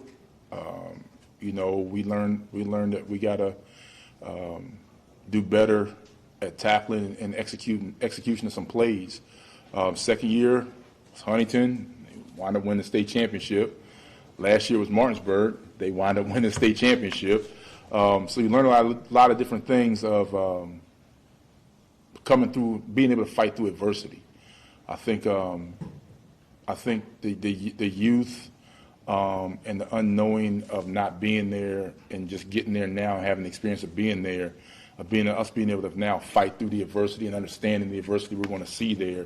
I think us as coaches and the kids are better to handle that situation now. So you mentioned matchups. Given what happened yesterday, where basically we all want to have 4 classes, but we don't want to be in the 4th class, and all of a sudden everybody is gone. So now there's 18, 19 teams. So matchups might be real interesting come playoff time, given the fact that I can see where 6 EPAC teams can make the postseason. So you're going to see, you might wind up seeing these teams, same teams 3 more times or 4 times to get to the final. is that a question, Kyle? I'm trying to figure out what the question was in there. Okay, so as I get done with my, I guess the question would be, do you think there are 6 teams that are going to make it from the EPAC this year? I don't think I'm well equipped to answer that question. I'm just going to say I hope that we're one of those. If there's 6 teams there's 6 teams everybody's in, but I'm hoping that regardless of how many teams from the EPAC get in the playoffs, whether we're one of them, if 6 teams get in the playoffs, it shows a good thing for the EPAC conference. We're just going to, whatever happens. We're going to play whoever they put in front of us, and we're going to go out and try to win games. That's the name of the game, is to win football games. That's what we're going to try to do to the best of our ability. But like I said, it's always good to see the EPAC get in the playoffs, no matter how many teams it is, because I'm pretty sure if you ask any other coach in the EPAC that we feel like we don't get the respect across the state. The rest of the teams don't get the respect across the state as the Martinsburg does. And I think we have a lot of good teams here in the EPAC that can play with just about anybody in the state. Well, and I think that's kind of my point. So I guess it's up to the rest of you guys to kind of show the rest of the state, how good you can all be. Yeah, I mean, I feel like, I think we're getting our bearings, and I think a lot of people have done that. I think, we've done it. We've been in the second round of playoffs the last couple of years. Musselman has been steady in the playoffs for years. Spring Mills is starting to get in the playoffs now. Hedgesville has been in the playoffs, and then, Washington, seeing Washington over the last year, I see Washington has grown. I see in the summer camps that we've been to together, they're trying to change the culture over there and get things going in the right direction. I think Coach Ray's trying to do a good job of doing that. They got a lot of good athletes over there. So, you know, I'm feeling pretty confident that the EPAC can show the rest of the state what everything's going to be about this year. I'll ask a little bit of a simpler question. Thank you. What kind of team culture do you want to establish this season? We want to try to establish a culture that's going to be tough. We want to be hard nosed. We want to be have a little bit of attitude, but stay disciplined. And I always try to preach discipline. There's a way we can play mean and nasty within the realm of the game, within the rules, within confinement of the game. And that's what I always try to preach. Get after it the best you can. Go hard, but stay within the confinement of the game. Don't let yourself get lost in the emotional parts of the game. It's hard to play this game with emotions because you're going to ride a roller coaster that's not going to put you in a good place at times. So that's what we try to do, is try to play with vigor, nastiness, rough, but play within the confinement of the rules. Okay, thank you, Coach. Mm-hmm. Yeah, Craig, I know you normally don't center your team around one or two players. It's a team effort. But what's it like now with Keyshawn Robinson now in college? Is that a big hole, that set of shoes to fill? Because he could return for you, he'd come out of the backfield, he could throw to him. You know, how does that? Did you have to make any kind of adjustments? You know, a kid like Keyshawn is. I don't think anybody can really replace a kid like Keyshawn, but you got kids on the team who've been chomping at the bit for their opportunity. So these guys are just waiting for their turn to shine. So, I mean, you have, like, once again, we still have Tayshawn Roper. I mentioned Tony Allen. He's chomping at the bit. For those of you who don't know, Tony Allen finished second in the state behind Keyshawn in the 200 last year. We still have Dylan Herrick at quarterback. We still got Jackson Rockwell, who did big things at receiver last year. You know, another guy, you know, Trayvon Ledbetter, and he's going to be a 6'1", 6'2" receiver out wide for us. So there's kids that are there that are ready to take over, and it might not be one guy, but more of a collective group of kids taking over that spot. All these guys are great athletes, and you know, I just can't wait for Saturday to see how we respond when we're actually going against somebody else besides our own kids. Thank you. Mm-hmm. Coach, last 8 or 10 years for your program, it's kind of been similar to the basketball program, more postseason success in the last couple of years than the rest of the years of the programs have been around. I mean, you know, that's got to be a point of pride for you, and, you know, the job that Coach Lewis has done with the basketball team, you know, Coach Lowry and the baseball team is always great. I mean, it seems as though this is a really good period for Jefferson High athletics, isn't it? You know, it's always good to have success. Success breeds success. And when your other sports are having success also, then it brings a big culture to the school. So it uplifts the school, and everybody is uplifted about that. So, you know, with the recent success that we've had with the football team, the basketball success, the baseball success, the track success, the softball success, all that coming around, soccer success, all that stuff coming around, it makes the school, you know, it's a livelier place. So, you know, hopefully we can continue that this year, get back in the playoffs, do some great things, get over the hump, get past that second round. We talk about it all the time. We talk about the kids. This is the different things you got to do to get past the hump. If y'all want to get over the hump, these are the things we got to do right. So we try to instill that in them. So we're more disciplined, doing things, not getting penalties in certain situations to put ourselves behind the sticks. So those are things we talk about. Just little things like that make a big difference in a drive. We all know that penalties kill drives, so we got to make sure we're disciplined and do things correctly and right all the time. Coach, with the run of success you guys have had the last few years, you think about the guys in the passing game. You've got Sammy throwing the ball, and now you've got Dylan in that spot. So many great receivers with Keyshawn, but also the guys that are at Shepherd now as well. And you mentioned a lot of guys that you're looking at to catch the ball this year, but you've also now got Tayshawn that you can really lean on. So identity-wise, what are you aiming for this offense to look like this year? It's probably going to be more of still a balanced attack. I mean, it's a thing that we always read what's going on. So as a coach, you're going to see what the numbers are in the box. So I mean, if they're going to play heavy against Tayshawn in the box, then It's going to tell us to throw the ball.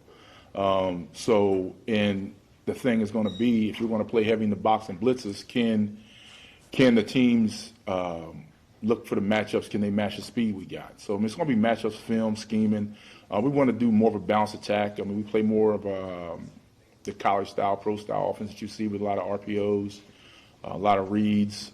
So hopefully, we'll have the same success, and we'll be able to do things and stay balanced as much as we can by doing what we've been doing, reading the box and seeing what the defense is giving us and just taking what they give us. If you ask Dylan all the time, I'll tell Dylan all the time, take the candy. If he's throwing the ball, take the candy. Don't look for something that's not there. Take the easier throw, take the candy, let these athletes in space do work. We run an RPO. Today in practice, I told Dylan, I'll never yell at you in an RPO if you hand the ball off. So, if we get the ball to Tayshawn, let's run the ball, get the ball downhill, and let's go. If it's an RPO and it's there, you make sure it's there. If it's not there, hand the ball off, let Tayshawn do work. So, I mean, that's the things that we're going to do, try to stay balanced in the offense and just read the box, like I said. Good. So let's expand on Dylan a little bit. Another offseason with him being the guy at quarterback in this offense. How has his development gone? Where do you see his season going? I mean, I've seen a lot of progression for Dylan this past offseason this year. He's done a lot of work on himself and worked on the things that we talked about. His footwork has gotten better. His mechanics have gotten better. He's gotten real better with our read progression system that we use. He had a really great 7-on-7 summer. We're seeing things now in camp that he's still doing the same things with the read progression, making good reads. Dylan also has the luxury of being able to extend plays, so he's not a target sitting back here. So he does have the luxury of being able to extend plays, get out the pocket, run the ball, be more of a dual threat quarterback. So having those things with him helps him out tremendously. And hopefully, he'll continue the success that he's had and get better this year and continue his progression. Last year, you used Keyshawn a little bit in some Wildcat packages to get him in space. Can we see something similar for Tayshawn? You could see Tayshawn back there doing that. You could see Tony Allen back there doing that. You could see Jackson Rockwell back there doing that. You could see, I mean, we have people back there that can do many different things. Our job as coaches is to get those guys in the right position and to get those athletes in space and get them the ball.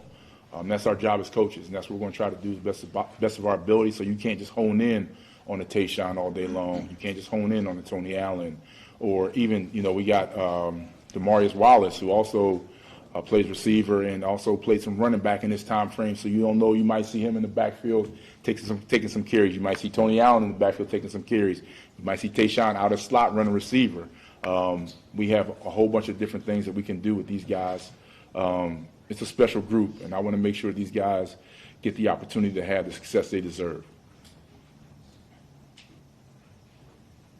All right. We'd like to welcome some of the players up. That's it. That's the round table.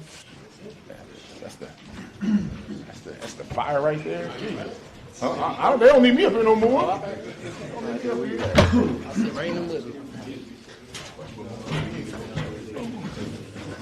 Right, would you introduce who we have? Huh? Would you introduce who we have? You know all the names? I don't know the name. Noah Bajan, Solid Speed, Leland Benner, Jackson Rockwell, Dylan Herrick, Kirk Waldeck, Tony Allen, Tayshawn Roper, and Mar Wallace. All right. My first question will be for Tony Allen. You have taken major steps to become the great athlete that you are. Tell us a little bit about your off-season preparation for a big junior year with extra added responsibilities due to the debt losses from graduation.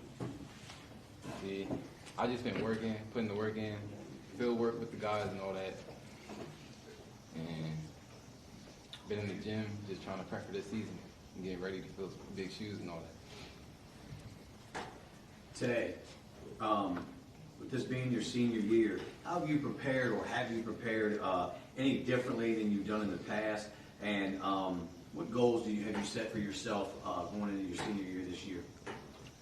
I prepared my body to take a different beat down this year, just to get my body right. So I put on a little more weight, not too much, but and then my goals, I want to be all state this year and rush for 1,000 yards.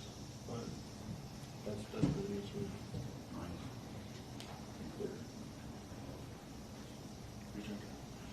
Tony, now the past couple of years, the Jefferson track team has been full of record-setting runners.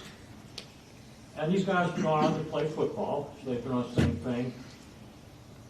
Can you guys match up with the speed of, say, last year's team or the team from 2 years ago when you had Fritz and the guys that set the state 4x2 record? Yeah, we definitely. I mean, can you guys be can this team be as fast as that one, or? I mean, we can. Yeah, we got guys coming out too, more guys, and I think me, Tayshawn, we'll be all right. We'll match that speed. Tayshawn, I see some hair growing on your coach's head. Are you going to get on that? That's crazy. Your turn. So my question is for Dylan, the quarterback. Yes, ma'am. How do you handle pressure, especially in tight situations? Honestly, I think I play 1,000% better under pressure. I love being put into the final moments. If I got a 2-minute drill in the fourth quarter, I'm ready to go score. I don't know. I feel very confident with under pressure. Gotcha, thank you. Of course. This question is also for Dylan. You're going to have to make some adjustments probably during the game on the fly when you call the signal. You see a defense that's kind of you hadn't planned on. Are you pretty comfortable being able to make a snap judgment, a quick adjustment, which just maybe seconds to either throw the ball or run the ball? Yeah, I'm very confident. I can't wait. I guess I can't say I can't wait. I can't wait until I get the ability to audible whenever I see a defense. It's the number one rule: don't go into a cover 2 defense. I'm going to audible. Of course. Jackson, you split time, back quarterback, receiver, you play all over the field. Yes, sir. How do you kind of navigate going through practice and trying to step into Just try to learn. possible opportunity? Just try to learn everything. Every place I go, I just try to learn every play, every position, everything. Just try to be the best athlete I can. Tayshawn and Jamari, both Coach mentioned having Jamari out for football this year. You guys have shared a basketball locker room with him. What's it like having him in your guys' domain now on the football field? Just trying to get him up to date with all this stuff because he hasn't played in a few years. Right now he's back there with running back with me, so I'm trying to get him to learn everything. But he's trying to learn some slot too and some safety stuff. Just trying to get him up to date with everything, but he should be pretty solid for a good piece for us too. Just another great athlete out there with a bunch of other great athletes, right? Yeah. This is open for any guys in the trenches. Talk about you guys' off season and knowing that you're going to be dependent on a lot for different stuff. You got a lot of speed out on the field. How you guys block and how you guys are going to attack that. Yeah, I feel like we lost a little bit of athleticism last year with the graduating guys, but this year we have a lot more size. I feel like we can open those holes a little quicker, get those guys through. That means side runs, power, a lot of power, counters. It's for Tayshawn. I think it was really a treat in the opening playoff run. We got to see you as well as Willie Parks and R.A. Johnson. You guys were arguably two of the best backs in the state this past year. Your goal to make All-State, you talked about putting on more weight. You talked about keeping that explosiveness as well. Anything else to add on top of that for you wanting to be that first-team All-State running back? You want to be looked at as the best running back in the entire state. What all needs to go into that for you? Everything I do it to the fullest, no matter what I'm doing. So at practice, I give it 100%. If I'm doing a workout, I give it 100%. Everything I do, I just look forward to doing it. But yeah, I want to be the best back around here. So I keep me motivated, and I like to compete and be competitive. So. Dylan, for you, Coach talked about the RPO style you guys are going to run, a lot of decisions to make for you. What kind of confidence does that give you to know that Coach Hunter and the whole staff is able to rely on you to make those kind of decisions?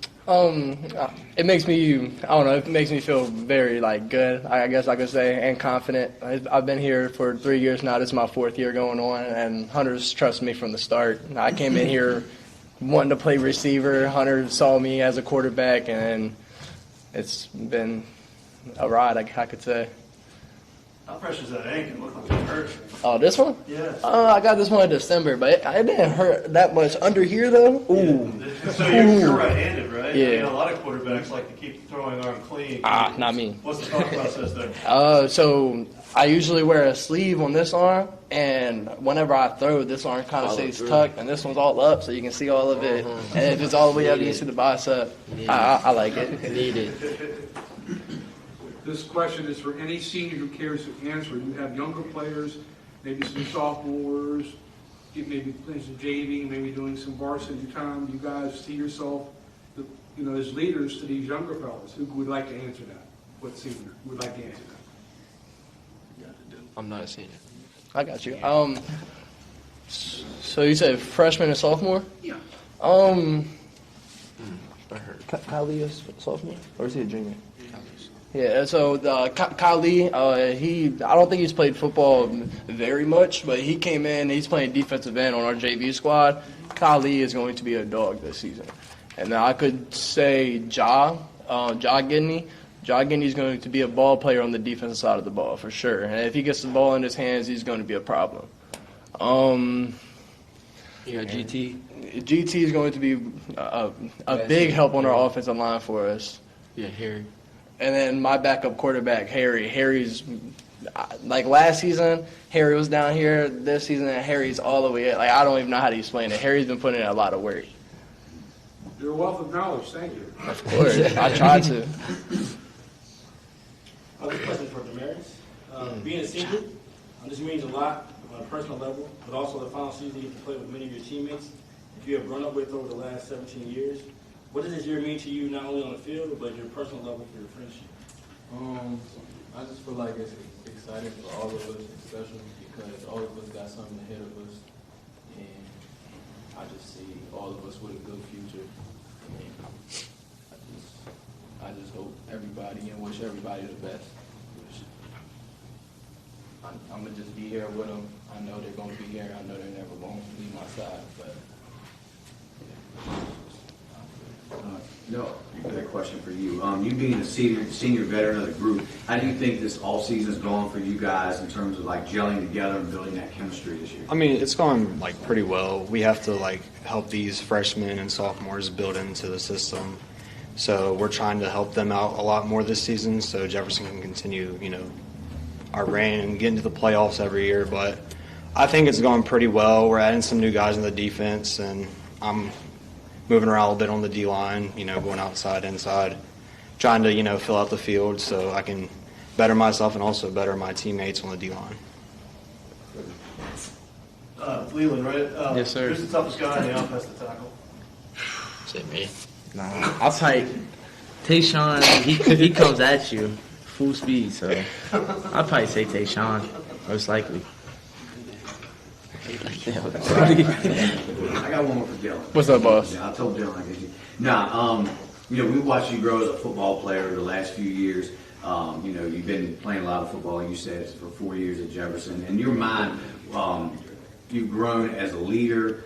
How have you grown as a leader going into your senior year of football? And what are your goals, not only individually, but also as a team this year?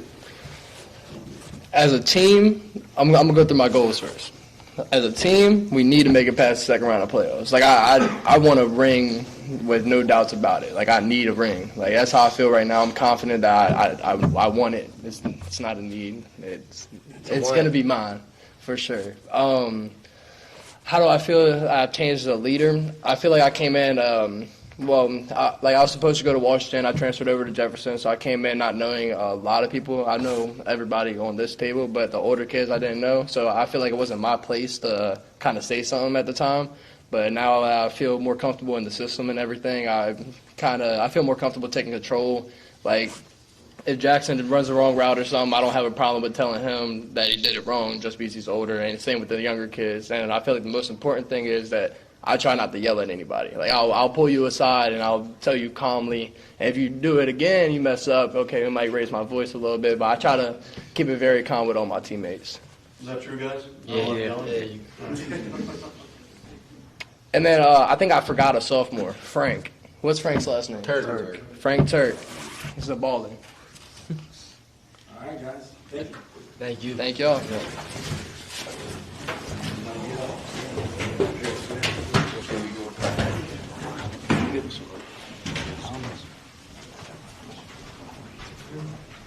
We're going to take a quick commercial break, and we'll come back with the message. Child Care Center. We have 2 locations conveniently located in Kearneysville and Martinsburg.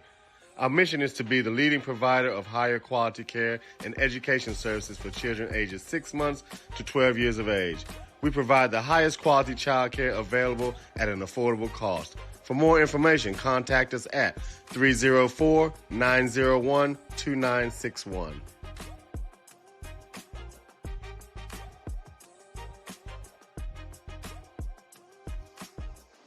Since opening in 2017, we have been the local hangout spot to watch a game and meet up with family and friends.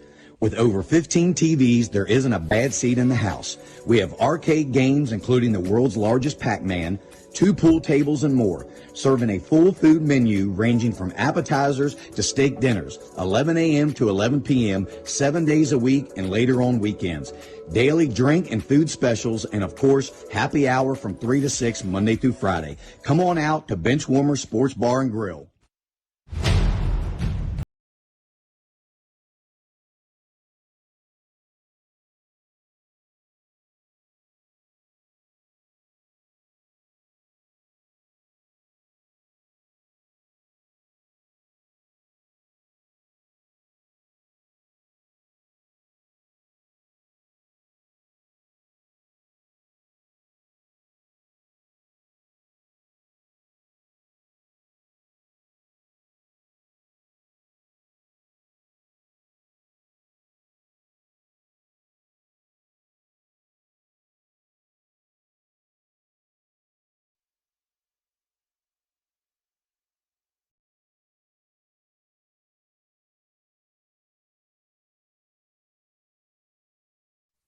This is Jimmy, General Manager at Ameritech Tire and Auto, here to serve you with all your auto repair and service needs.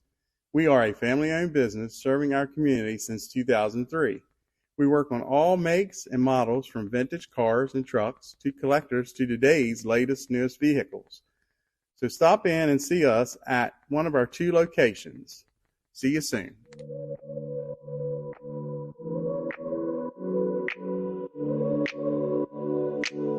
When your life depends on it, you don't cut corners. You go for top quality. But what about when your death depends on it? Same thing. That's why I've arranged my funeral plan with Rosedale.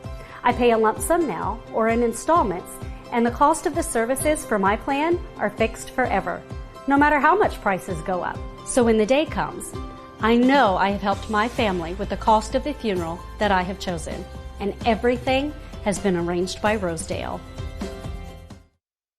Enclosures Unlimited is a family-owned and operated glass company that has been serving the Northern Virginia, West Virginia, Maryland, and D.C. areas since 1962.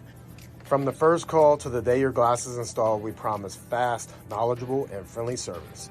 We are always happy to answer all your questions and work with you to design a space that is beautiful and functional. When you choose to work with us, we will treat you as family. We can provide an estimate via email or schedule a free in-home measurement and design consultation. Please contact us to get started on your new shower enclosure or glass project today.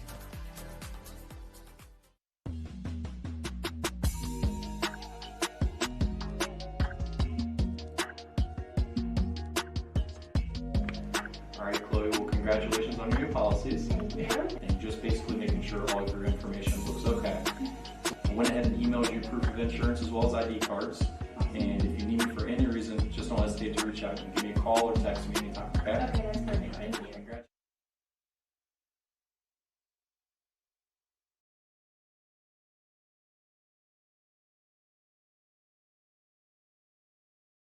Looking to enhance the beauty of your outdoor space? Look no further than R&L Landscapes. We understand that your outdoor space is more than just a yard. It's a place where memories are made with loved ones and where you find peace and tranquility. Our team of professionals will work closely with you to bring your vision to life. From expert design and installation to meticulous maintenance, we are committed to delivering breathtaking results that will make your neighbors green with envy. With our state-of-the-art equipment, we guarantee exceptional craftsmanship that will withstand the test of time. Contact R&L Landscapes today and let us turn your dreams into reality. We are back with Musselman Coach Brian Thomas. First question for Coach Thomas. Coming into the season with such a young team, how have you leaned on your junior and senior class presence to guide your young team throughout a tumultuous offseason? Yeah, we have a pretty good mix when you look at our roster. We have 10 seniors, so our senior number is really not that low. We kind of have a unique mix because you have those seniors that you kind of lean on, which we have a couple seniors that have been multi-year starters that are back for us. We got a good junior class, some of our main ball carriers that you're going to talk to here in a little bit. They're juniors. And then, we got some young sophomores too that are going to step up. So we're not, it's not the youngest team we've ever had on the field. It's kind of really a mix between kind of all three classes.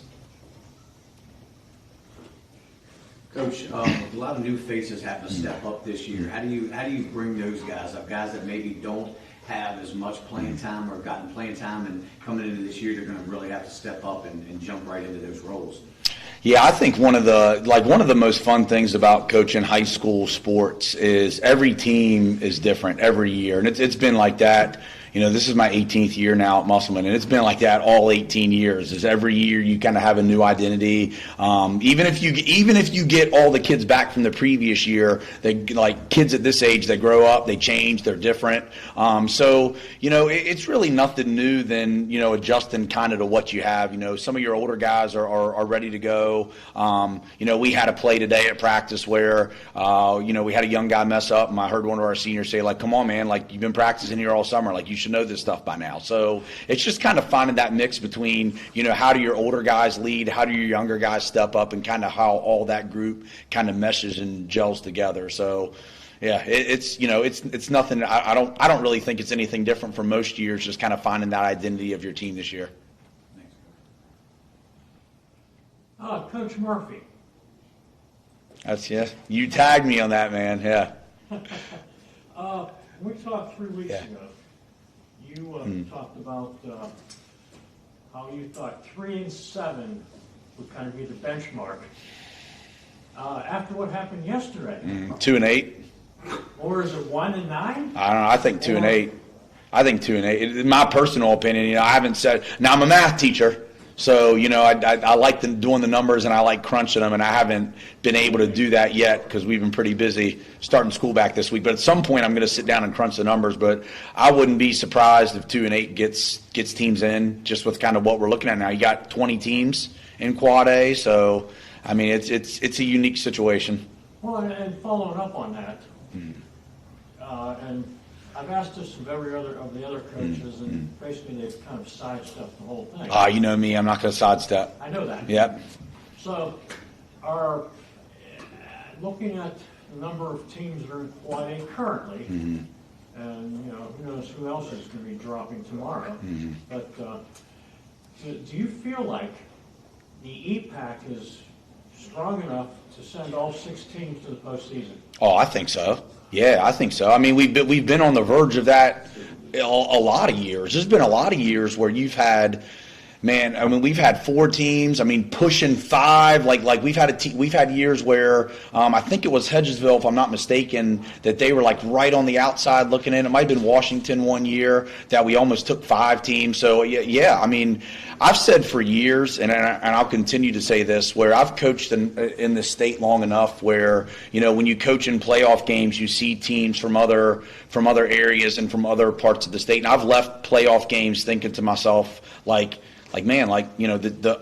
conference could beat this team. All these teams in our conference could beat this team. So, I think our conference is definitely one of the best ones in the state, and I wouldn't be surprised if all 6 teams made it in. Gotcha. So going back to how you guys have a lot of fresh faces this season, how's team chemistry coming along? I think pretty good. I think football's one of those sports where it's really a year-round sport. And I think that kind of helps the chemistry because, we start like what we do at Musselman is, you make the playoffs in November. We usually take December off. The season's over, December's off. And then once you hit January, you're right back in the weight room. So really we've been together since January. Now, you get your kids, your wrestlers aren't in there, your basketball players aren't in there, your baseball players. You're really not all full till you get to the summer. But now when you get into the summer with the new flex day rule, you can almost do, in my opinion, you can almost do too much. I really think it's almost too much. Like if we brought these kids in, every day of the week and did something, you can burn them out. And I've tried to find the balance this summer of like we did stuff every week and we did a lot of stuff, but at the same time, you want to give kids time off because you want them coming in kind of recharged and energized. But, having said that, we did stuff all summer. We practiced all summer. So I really think with all that time, it's not like it was 10 years ago where, you wouldn't see your full team until August 1st. We really had our full team, most of the summer. So I think that kind of helps, developing that chemistry. Thank you, Coach. Coach, you've got some pretty passionate fans down in Inwood, and you've got a pretty historic stadium that's under renovation. It's going to turf. Was the community as a whole pro-turf from what you could understand, or were there some old school guys that wanted you guys to stay on grass? I think you get your mix. I think from what I feel talking to a lot of people, it's my feelings are the same feelings a lot of people have. Like you're going to miss the grass. I'm going to miss getting out there, just kind of looking at it, that old school feeling. I remember we played Morgantown, I want to say 5 years ago, and we, no offense to Morgantown if anybody watches this, but we were laughing at them like it was almost a joke. It was like a Saturday Night Live skit. Their kids were like, they didn't play on grass all season. So when they got to the field and they were like walking our field, they were walking it like they were walking on like eggshells. Like, man, we've never been here. We're like, man, we're going to kick these guys' butts tonight. Like they're like, that's already in their head. So, I'm going to miss that grass, but at the same point, just, the way this world's moving, the way we're kind of evolving right now, turf's the big movement. I think it has its pros and cons. It's going to, you look at it. We were actually looking at it before we came over and talking about it. I was talking about it with some of the boys, and it's nice. It looks good. It looks updated. It looks fresh. And we a lot of people don't know this. We didn't practice on our game field.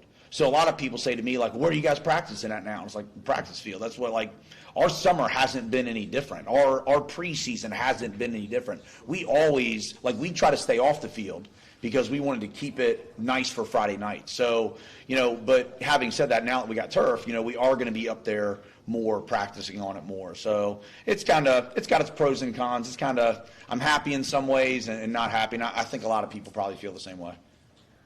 With a lot of guys getting ready for their first varsity experience, what's the learning curve been like for this group? I mean, that's a good question. You stumped me on that one. I think it's a lot in your approach and how you do things, and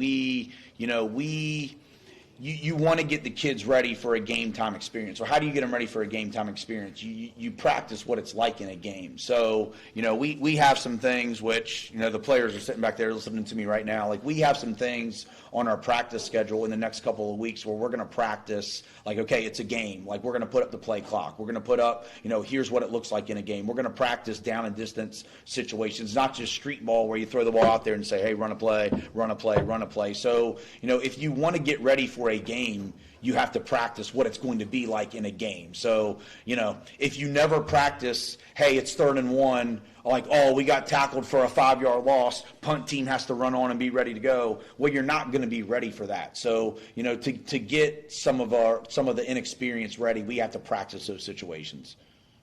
Well, Coach, I think your line's going to get a test early against your first game against John Hadley. They have Division I lineman commit going to Wake Forest. Can you talk about how your line's been progressing this season and into the offseason? Yeah, I think we've had a good offseason.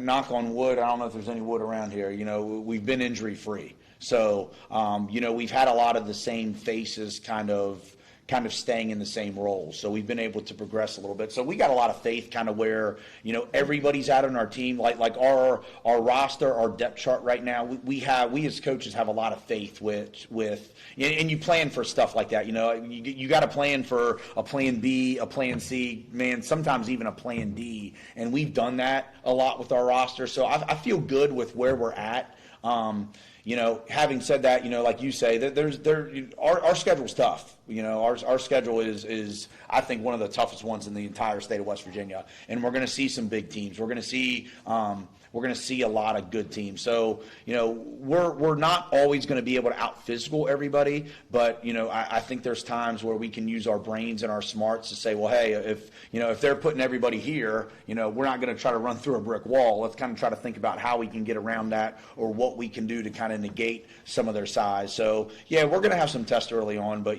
hopefully our practices get us ready for that. And that opening home game for you all against Wheeling Park, a lot of history there over the past couple of seasons. Is there any stuff planned for that first game going off the knee turf, any themes or any sort of thing of that nature? Our first home game is always youth night. So we all no matter it's always been that way for years that we'll have the youth out. Having said that, this year I think it's going to have a little bit more of we get to be on the turf for the first Friday night game. You get the community on the field. You'll get some of your youth guys on the field kind of making tunnels, and we run through the youth league tunnel. So I'm sure it'll probably be a huge crowd that night. Being the first game of the turf, and that'll kind of add to some of the excitement. Getting those kids on it, they get to look to and say, hey, this is our future. All right, so we will bring the players up right now. Thank you, Coach Thomas. Well, I'm just going to tell you guys, I thought they were going to be a little bit tougher than that. You made me think you were going to be. It's got to get a lot tougher. You got a lot of respect. Hey, I'm going to say this before we get going on this. These kids are awesome. I don't know if I'm still on camera or not. I'll say this right now. These kids, I'm going to say this out loud, and I'll say this. We talk about this a lot because I love these kids. These are good kids. It's easy for kids when things are easy. And some of the things that these kids have been through, these kids are tough. These kids are tough as nails. I'll tell you that right now. These are yeah, Zach, so left to right, Zach Miller. Zach will be a junior. Okay, we don't have a quarterback in our offense. We call him the playmaker. So Zach's our playmaker, which is essentially the quarterback. So he'll throw the ball a lot for us, run the ball a lot too. He plays safety, outside backer. He kind of plays punt returner, punter, kick returner. He's kind of like utility everywhere. Sawyer Richardson. Sawyer's a senior. He's been in the program for 4 years. He'll start receiver for us, and he'll start corner for us. Taryn Boyles. Taryn's a senior. Taryn is tough, man. Taryn's one of the toughest kids I've ever coached in all my 18 years. He's tough as nails. Taryn's kind of a lot like Zach. He can play fullback. If the season starts tomorrow, he's going to start at tight end, but he'll play fullback for us. We actually have 2 fullbacks in our offense, so he can play both of them. He plays defensive end. He plays outside linebacker. He plays inside linebacker. So he's really versatile and play a lot of positions. Trent Shade's been a 3-year starter for us at center. He's a rock, man. He's very, very tough. A lot of faith in him. He plays inside linebacker for us as well. He'll start both ways. Jaden Ryan. Jaden Ryan's a junior. He'll be one of our main ball carriers, too. He started corner for us last year, and he'll start this year. He moved him to safety, so he can play corner and safety. But he's also kind of a wingback in our offense, kind of a slot jet guy. So he'll play both ways. And then Nate Lazier. Nate's kind of like old school Mike Allstock a little bit. He's going to put his head down and run. He's going to put his head down and run you straight over. So Nate's kind of fullback, tailback. Defensively, he plays outside linebacker for us. So all right. Zach, put you on the spot. First question. Coming into your junior year, obviously there's a lot of responsibilities we put on your presence and the presence of the underclassmen. How have you become more of a leader going into your junior season? And what are your expectations not only for yourself, but for your teammates to continue the muscle in excellence?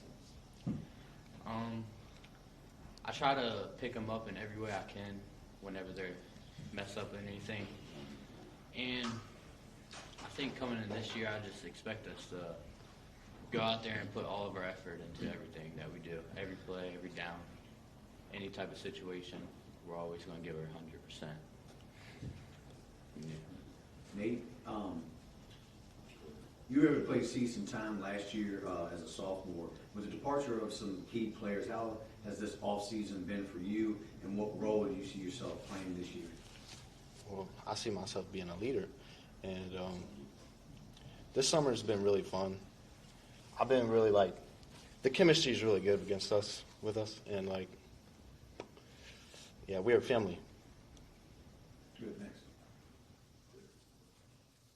I'm going to pass for now. So my question is open to anyone. So obviously we all talk about physically preparing for the season a lot. What are you guys doing to prepare mentally? I'll take this one. We're just really trying to stay in high spirits with everything going on around us. You know, there's a lot of talk around you, and you just got to block that out. You got to focus on what you're doing. You got to get your job done. Gotcha, thank you.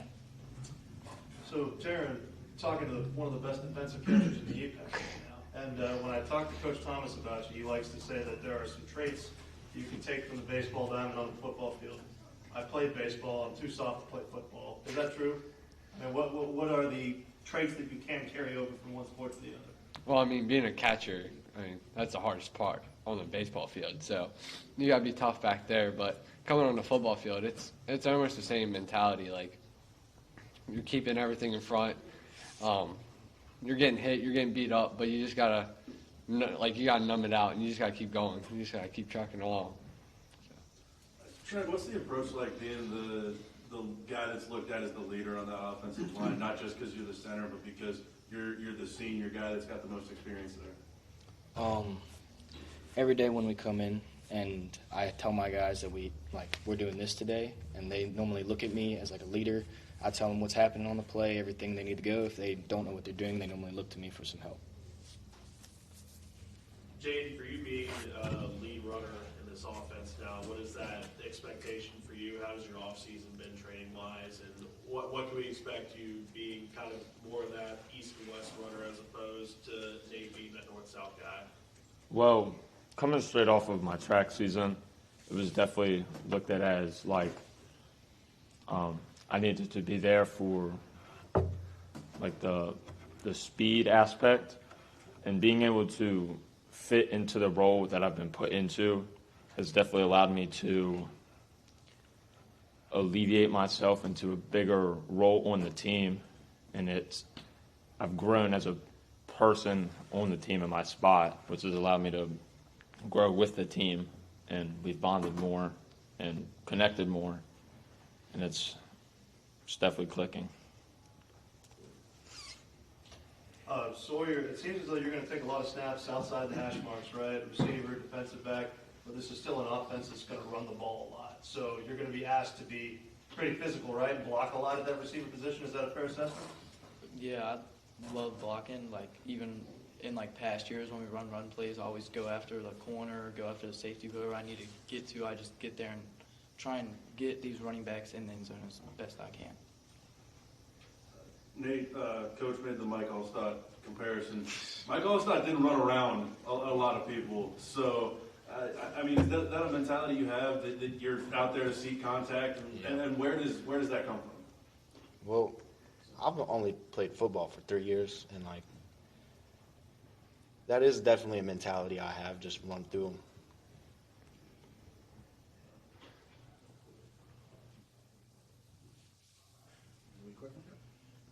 Well, I'll jump back in here. Terry. Yes. Okay. I was kind of going along the same line before, but Luke was so much more eloquent than what I could have been. My question to you is, which sport do you prefer, baseball or football? Oh, right now, football. We're in football season, so I'm full football right now. Okay, in the spring? Baseball is, because it's baseball season. In the winter? Baseball, because we're going into baseball season. But I definitely do, I will say I split my time. So if I have baseball conditioning and football conditioning, I'll split my time between both of them. And so I'm helping build the chemistry around them. Okay, I still try to do that. Let's take this a little further. Now, do you feel like you have a future in one of the two sports? And which one would that be? I think I definitely do have a future in. I think my best future would be in baseball. I think I'm more gifted in that sport, but. No, Zach, when I was talking to Coach a couple weeks ago, he said that this Musselman team might look like some Musselman teams of old. A lot of running. He's counting on you as quarterback to also be running. So you're looking forward to that aspect of the offense? Yeah, past I think it was 2 years ago when we had Baden Hartman, I looked up to him a lot and pretty much based my game off of him. So I think I could do both, run and pass, whatever coaches need. All right, we have no further questions. Thank you guys, and you guys can go to the talk hall.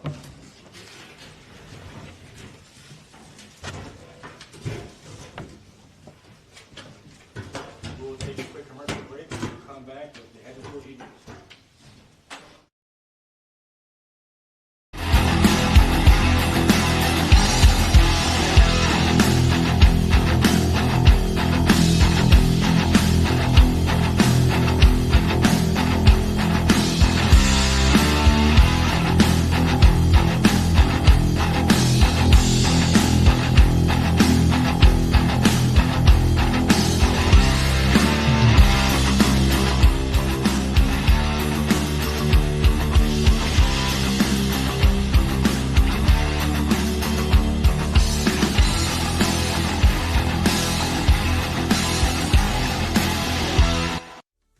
Neon Moon Tavern is under new ownership, so if you're looking for a place to go to enjoy live music, the area's top DJs and great food, all in a fun and safe environment, then we are the place for you.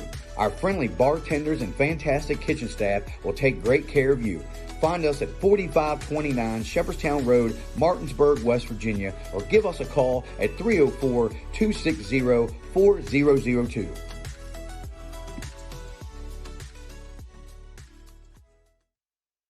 Helping families is my passion. It's what I love to do. Hi, I'm Cheryl Yates with ERA Liberty Realty. I've established a reputation for making your journey simple regardless of your price point.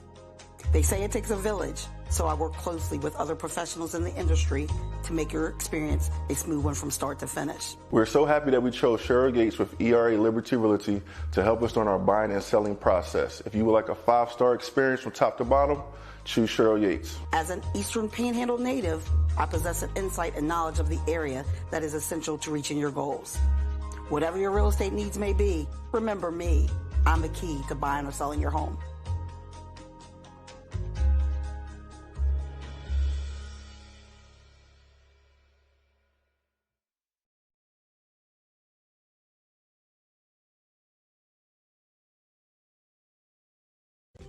Smith Native Bush Insurance has served the Eastern Panhandle since 1869, a family-owned business with locations in Martinsburg on South Queen Street and Charlestown on South George Street. We are able to serve all your insurance needs. Being an independent agency, if we can't do it, nobody can. Call us today for affordable insurance.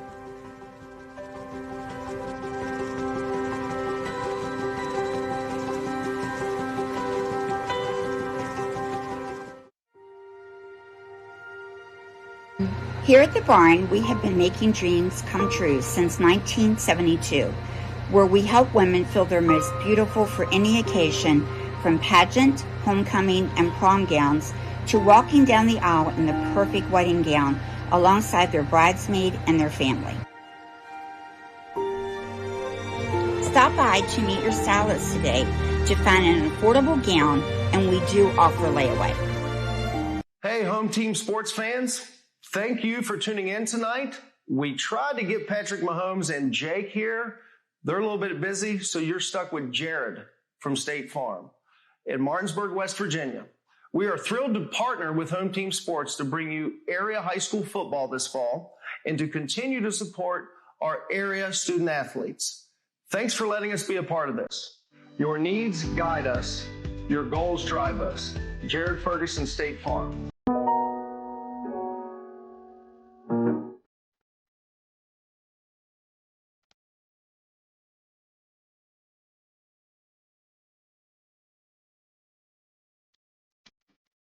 Juwan is the ultimate hype guy. I love him.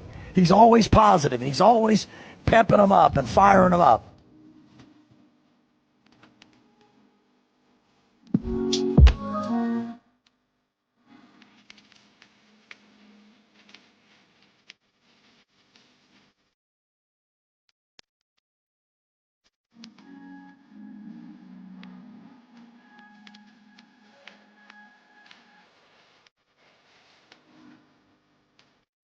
Come on, Parker, work, Parker, work, Parker, work, work, work, work, work, work, work, work, work.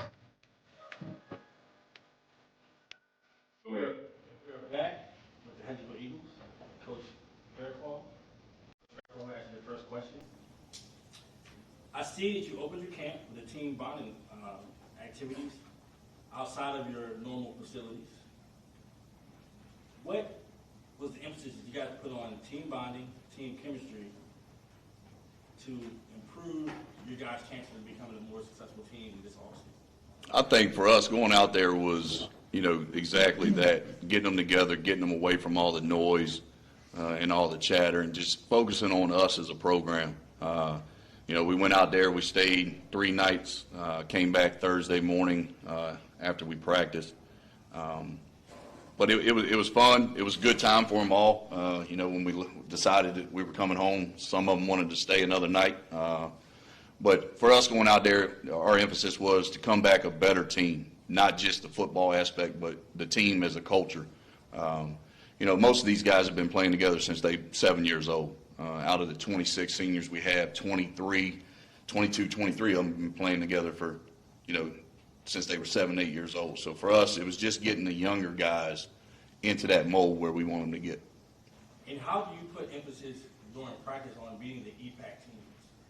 I mean, the biggest thing for us is, when we look at outside, we don't worry about anything around us. And that's our thing this year, worry about us. These guys work, they grind every day. This no 3-week period, you get your 32 flex days. We used them all. We used them, a lot of them early. I think a lot of these guys have been going since February. There was days where we didn't use balls. There's days where we did. There was days where we were just in the weight room and working. So for us, in order to beat the EPAC teams, you got to find what your identity is going to be. And I think that's the biggest thing for us over the last couple of years is finding out what are we going to be. And I think if you're trying to go out and go 4 and 5 wide and you're trying to run and gun with some of the teams that you play, I don't know that fits us. So for us, it'll look a little different this year. Hey, Coach. We always ask the players, what do they do in the off season to prepare? Right. So what is, from a coach's aspect, what do you typically do in the off season to prepare yourself coming into the new season? We don't only ask our players to self-evaluate. We self-evaluate ourselves. And there's a lot of things. For me, I was just talking to the officials. They were just at practice. They came out to go over the rules and all that stuff. Sometimes, as coaches and adults, we think that we're adults and coaches. But for me, I think the one thing that I told the officials earlier was, for me, I need to calm down on the sideline. I need to focus more, lock in, and stop worrying about the little stuff that's not affecting the outcome of the game. So for me, it's always self-evaluation. We revamped our staff. Right now we're sitting at 21 coaches on our staff. Revamping staff and bringing in the right guys that you want to build your culture with, guys that are not only can teach the X's and O's, but can teach kids about life. And I think that's what we've done here in the off season as far as the staff. And we always go home and look in the mirror and look at ourselves first. I've asked this of all the coaches tonight, and I will ask you as well. Nothing controversial. I'm guessing you kind of watched what was happening yesterday with teams suddenly disappearing from Quad A. So it leaves, I've heard anywhere from 18 to 20 teams in Quad A, which is a pretty good opportunity to make the postseason. Now, I'm of the opinion, I'm not a coach obviously, I'm only playing one right now, but I think all 6 teams in the EPAC can qualify for the state postseason. What is your thought? I agree with it. For the simple fact of, I think there's a couple conferences in the state, when you look at it, they are the cream of the crop. And any night in the EPAC, you're going against somebody that can potentially go 3, 4 rounds into the playoffs and win it. And I think over the last few years, it's starting to get more competitive. I think a lot of schools that were down are starting to build. So I think for sure, with a lot of teams dropping down, it definitely opens the door. But I've always been a big proponent of play who you play. At the end of the day, whether we're 4A or 3A, last year we still played those teams. So moving up with them, what's the difference? At the end of the day, we've been at the bottom. We've had to restart, regroup, rebuild. We're still playing. We're still playing with the big cats. And at the end of the day, play the games. So it looks like a lot of your season is going to be on the road this year. How do you plan to prepare your team for the challenges of having the majority of your games away?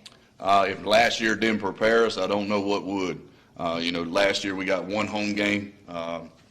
And a lot of these guys returned. I think, we graduated, 4 starters, but all these guys are back from last year's team. So when you're playing on the road from week 2 until the end of the year, these guys are road warriors. They know the process of, you don't get that get out of school, relax time. You get to eat your meal.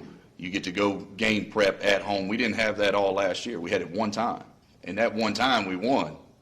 But the rest of the time it was literally school ends, eat, get on a bus, go to where you're going. We didn't have all that. So for us, we're used to it now. And I told my AD going into the year, I said, if I got to play all of them on the road again, I don't know if we can do that.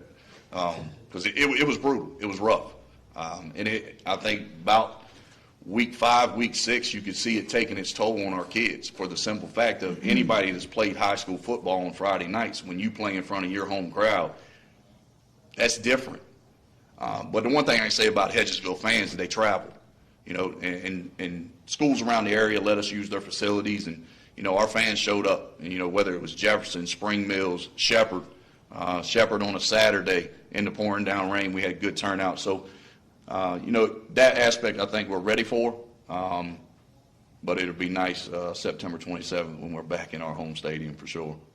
Gotcha. Thank you, Coach. Coach, you mentioned you might look a little bit different schematically, offensively and defensively. What does that mean right now? It's going to be, what we're built for is we got a lot of running backs.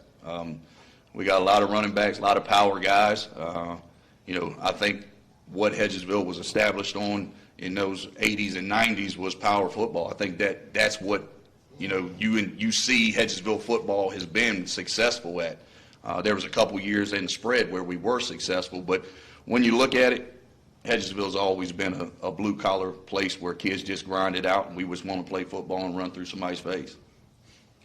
With 20-plus seniors on the roster, what's that leadership look like as you get ready to go into week 1? I'll be honest with you, all those guys back there are seniors besides Chaz, and I think at camp we established the leadership and how they were going to lead. The little things mattered. Any time that we've had, a hiccup or a setback as far as a young kid, not knowing where to be, not being on time, not doing this, I haven't had to worry about it because they're corrected. And like I said, I've had most of these guys since they were 7 and 8 years old. We started together all the way down in the youth league. So they know my expectation. I know what they want out of this. And I think as far as leadership, I couldn't ask for a better group back there. Coach, quarterback-wise, when you enter week 1, of course, Dalton started the majority of the season last year. I think you got a really talented underclassman in Chaz Milburn. Is there a plan for you to go start week 1, or can we see both these guys during the season? What can we expect? Chaz Milburn. I'll stop the questions there. Chaz is going to be that guy. Dalton's going to be in multiple roles that's going to benefit him in his aspirations of going to the next level. Anybody that knows trying to tackle Dalton is you better bring your pads. You mentioned kind of return to the power type game from the Ron Renner years. Are we going to see the wing tee? It won't be the wing tee. Even though if you look at it, it is making a comeback across the country. It'll be power football, but it will also be something that nobody around here runs. I have a question. What happened with DeMonte? Being a 20, 25 2025 and then being reclassed back to 2024. How did you guys handle that as a staff, and how did it help you guys rally as a team for not only a brother, Right. but but also, you being a parent as well, seeing that the kid was going through that such a that whole situation, that was, at the end of the day, it was out of our control as football coaches. But when we knew it was coming out, he had offers, he had places to go. But seeing how it was done, as far as everything from where he came from to how it mixed, and it just didn't. A lot of things didn't add up when it came to that. But DeMonte also knows that at any point in time, like we talk through text and we call and we stay in contact a lot, that as a coach, you don't ever want to see a player like that leave a year before he's supposed to. I'll tell you that. But I think he handled it with utmost class, and you're going to hear his name down the road. I can promise you that. Just for the simple fact of, I think when kids go through adversity, everybody thinks that's just one step of adversity for him. That's not. Anybody that knows anything about DeMonte knows, that kid's faced adversity, and he's done tremendous with it. And I think going forward, he will bounce back from this and be bigger and better than he's ever been. And how did that impact maybe some of the schematic changes that you made? Well, anytime you got that guy out on the outside, I mean, it's a little different. The Martinsburg game, we can go back to the Martinsburg game last year where I think we threw 5 or 6 jump balls, and he went up and got every one of them. I think he finished with like 130-some yards receiving on 6 catches. That's always hard to replace. But for me, it's always hard to replace great kids. Granted, we got a great class and great younger class coming up. It's always, the adversity and seeing how kids react to it and how they handle themselves from where he was to where he is now. It's night and day, and he's going to have big college years. I can tell you that. You look at the schedule, and week 1 seems a little bit interesting with Rocktown, a school that's not even opened its doors yet. It's at least an interesting story. How did that contract kind of come together, and what are your expectations for that? Well, we had a game. We were scheduled with Woodrow Wilson. Then bus issues and scheduling issues on their end. It was literally probably 3 months before school ended. I got that call and email, and it's like, okay, well, everybody's pretty much done their schedule now. So then I went on Virginia High School League website, and they were the only team that was looking for a game. All right, well, I need a game 1. Anybody that knows scheduling high school football, game 1 is probably the hardest one to find. But they're breaking away from Harrisonburg High School, which is, they've had a lot of success there. I'm actually driving down tomorrow to go scout them and see what they're about, which I've heard they got 80-some kids in the program right now, which is good for a new school.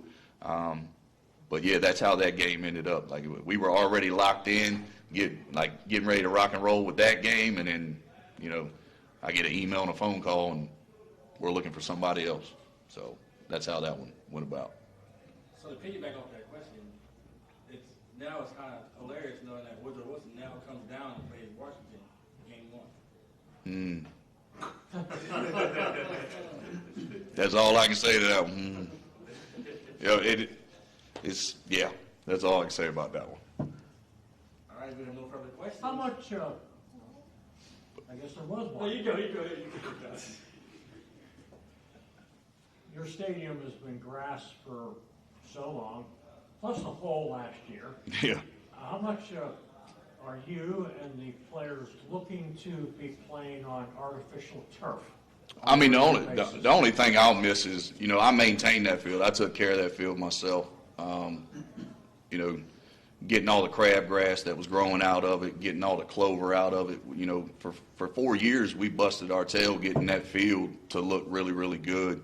That was my peacetime. Put my headphones in, and I get to ride around on the mower, and that was my time to get away from everything.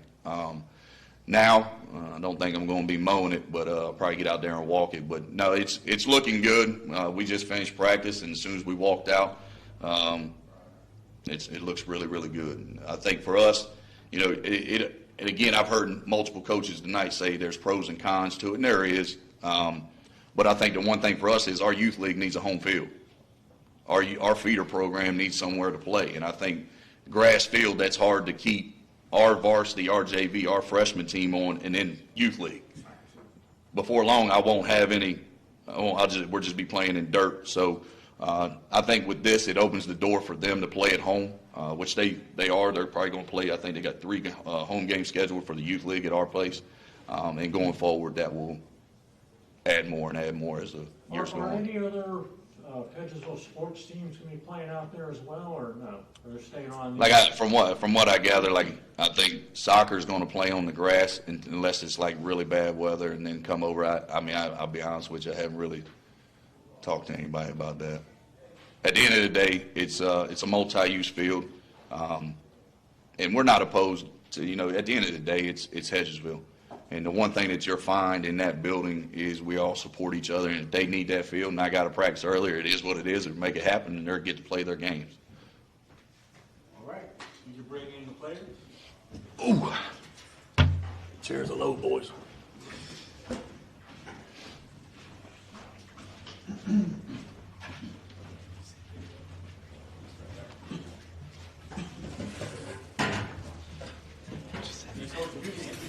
Yes, sir.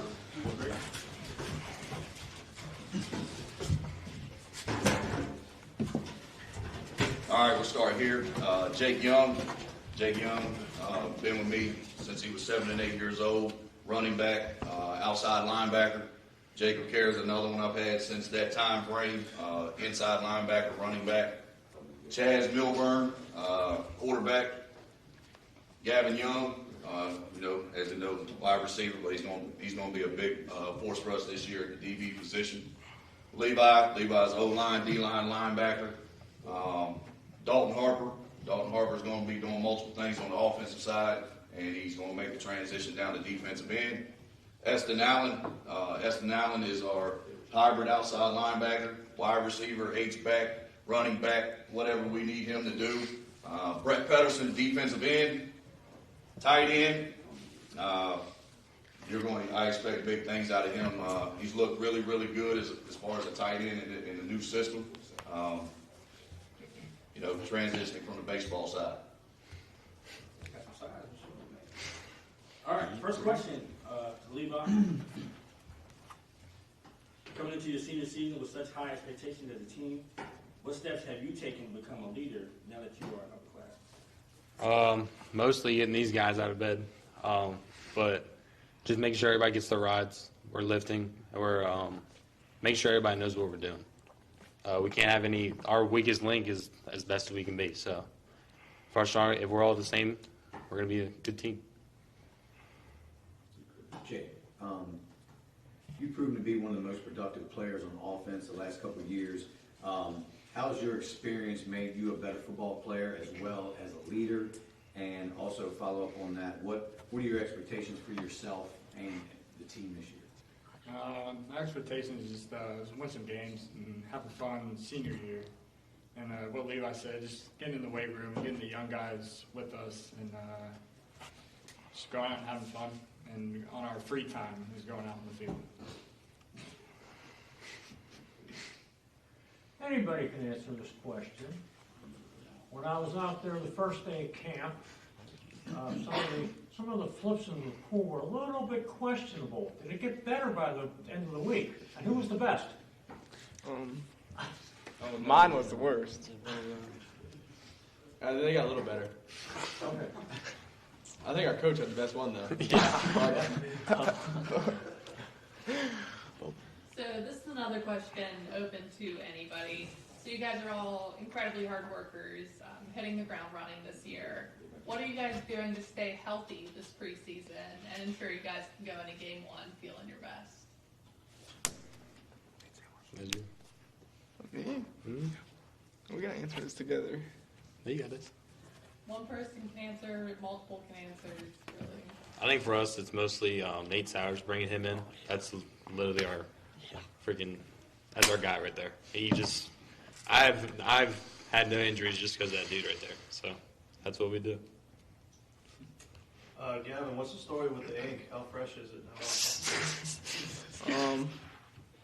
Not that fresh. Not a couple months old. It looks like it's a couple of different pieces, right? Yeah.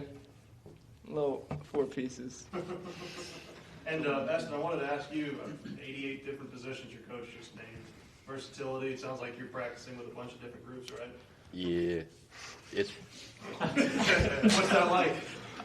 It's fun, I guess. I get to do a lot of stuff. Chaz, you got just about as big of a vote of confidence from coach as you could possibly get there.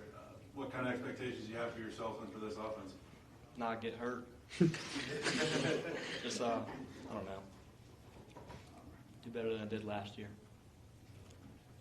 Gavin, you've played with a lot of different quarterbacks throughout your high school career between 2 different schools. What has been the challenges with that, building chemistry with different quarterbacks during different times of your career, and how can we see you potentially deployed in your senior season?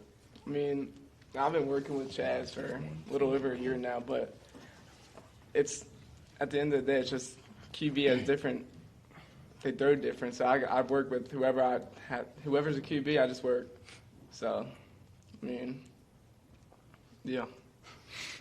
And Brett, you're being deployed more as a tight end this year. Talk about that transition in the new offense and what we can expect you. Could we see more routes? Are you still going to be in line a lot? What can we expect from you at a tight end? I'm going to be running a lot of routes. Still blocking, obviously, but, it's been pretty good playing tight end. I like catching the ball. Almost sounds like you're going to be all over the place, not really pigeonholed into one thing. Coach has talked about you as a leader on and off the field. So, what's the approach like to taking on so many different roles for this team? Just making sure all the young guys are doing what they're supposed to be doing, and just getting them into just getting them to know the plays and stuff. I guess, yeah. Let me waste everybody's time and ask you a baseball question. I love your guys' field, but it's got to be the toughest field to hit on the knee. Is that fair? Yeah, it's pretty deep, especially the monster and especially the blue monster out in center. Yeah. This question for Gavin. Coming into your senior season with such big expectation, what goals have you set for yourself? What expectations have you set for the team going into your last year of high school sports? Well, I haven't made the playoffs all 3 years, so I'm looking forward to making the playoffs this year and winning a couple of games. For myself as a player, I help my team. I'm just going to be, wherever the coaches put me, I'm going to play, so it's going to help the team. Chaz, just talk about how excited it is, you being a sophomore, getting a start under center this year, and what you've done in the offseason to prepare for that. Gordon Cohagen.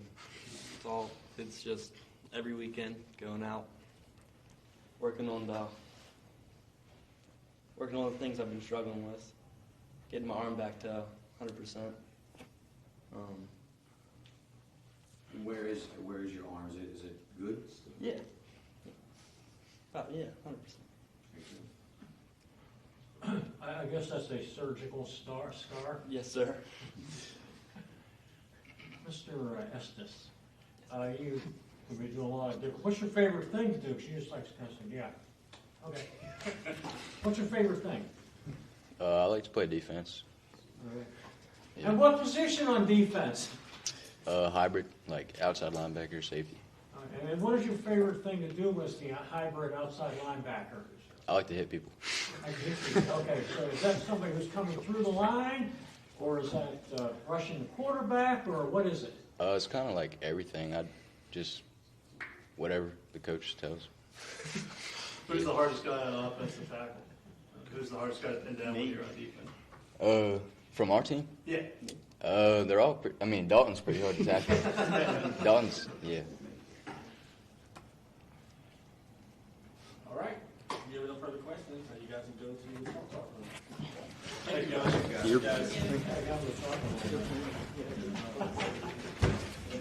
Thank you, guys.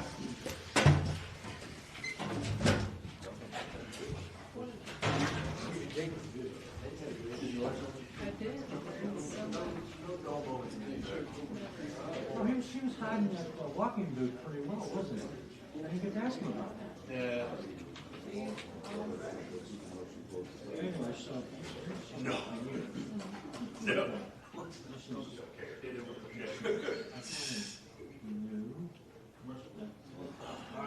Great. All right. Hey, thank you for having us again. You guys are welcome every time. Welcome to Cookies and Milk Child Care Center. We have 2 locations conveniently located in Kearneysville and Martinsburg. Our mission is to be the leading provider of higher quality care and education services for children ages 6 months to 12 years of age. We provide the highest quality child care available at an affordable cost. For more information, contact us at 304-901-2961.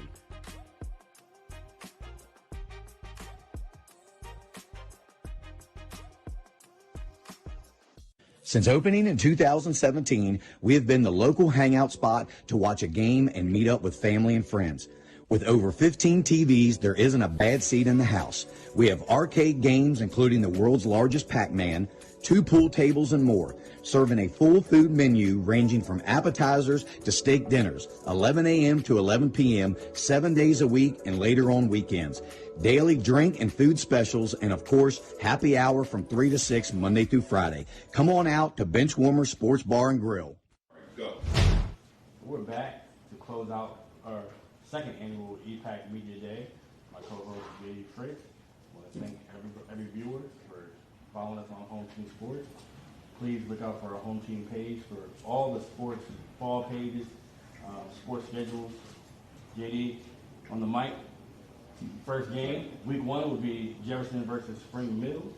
Can't wait. It's going to be an exciting game, guys. Hopefully everybody out there is going to tune in this year, build this thing up, do year 3 even better. I'd like to also thank Kirk Waldeck, Corner Connection here, for hosting us here. Also, big shout out to Mike's, Big Mike's Grilling. That's right. I'm sorry, Mike. Almost forgot you there. Everybody else on our panel that participated today.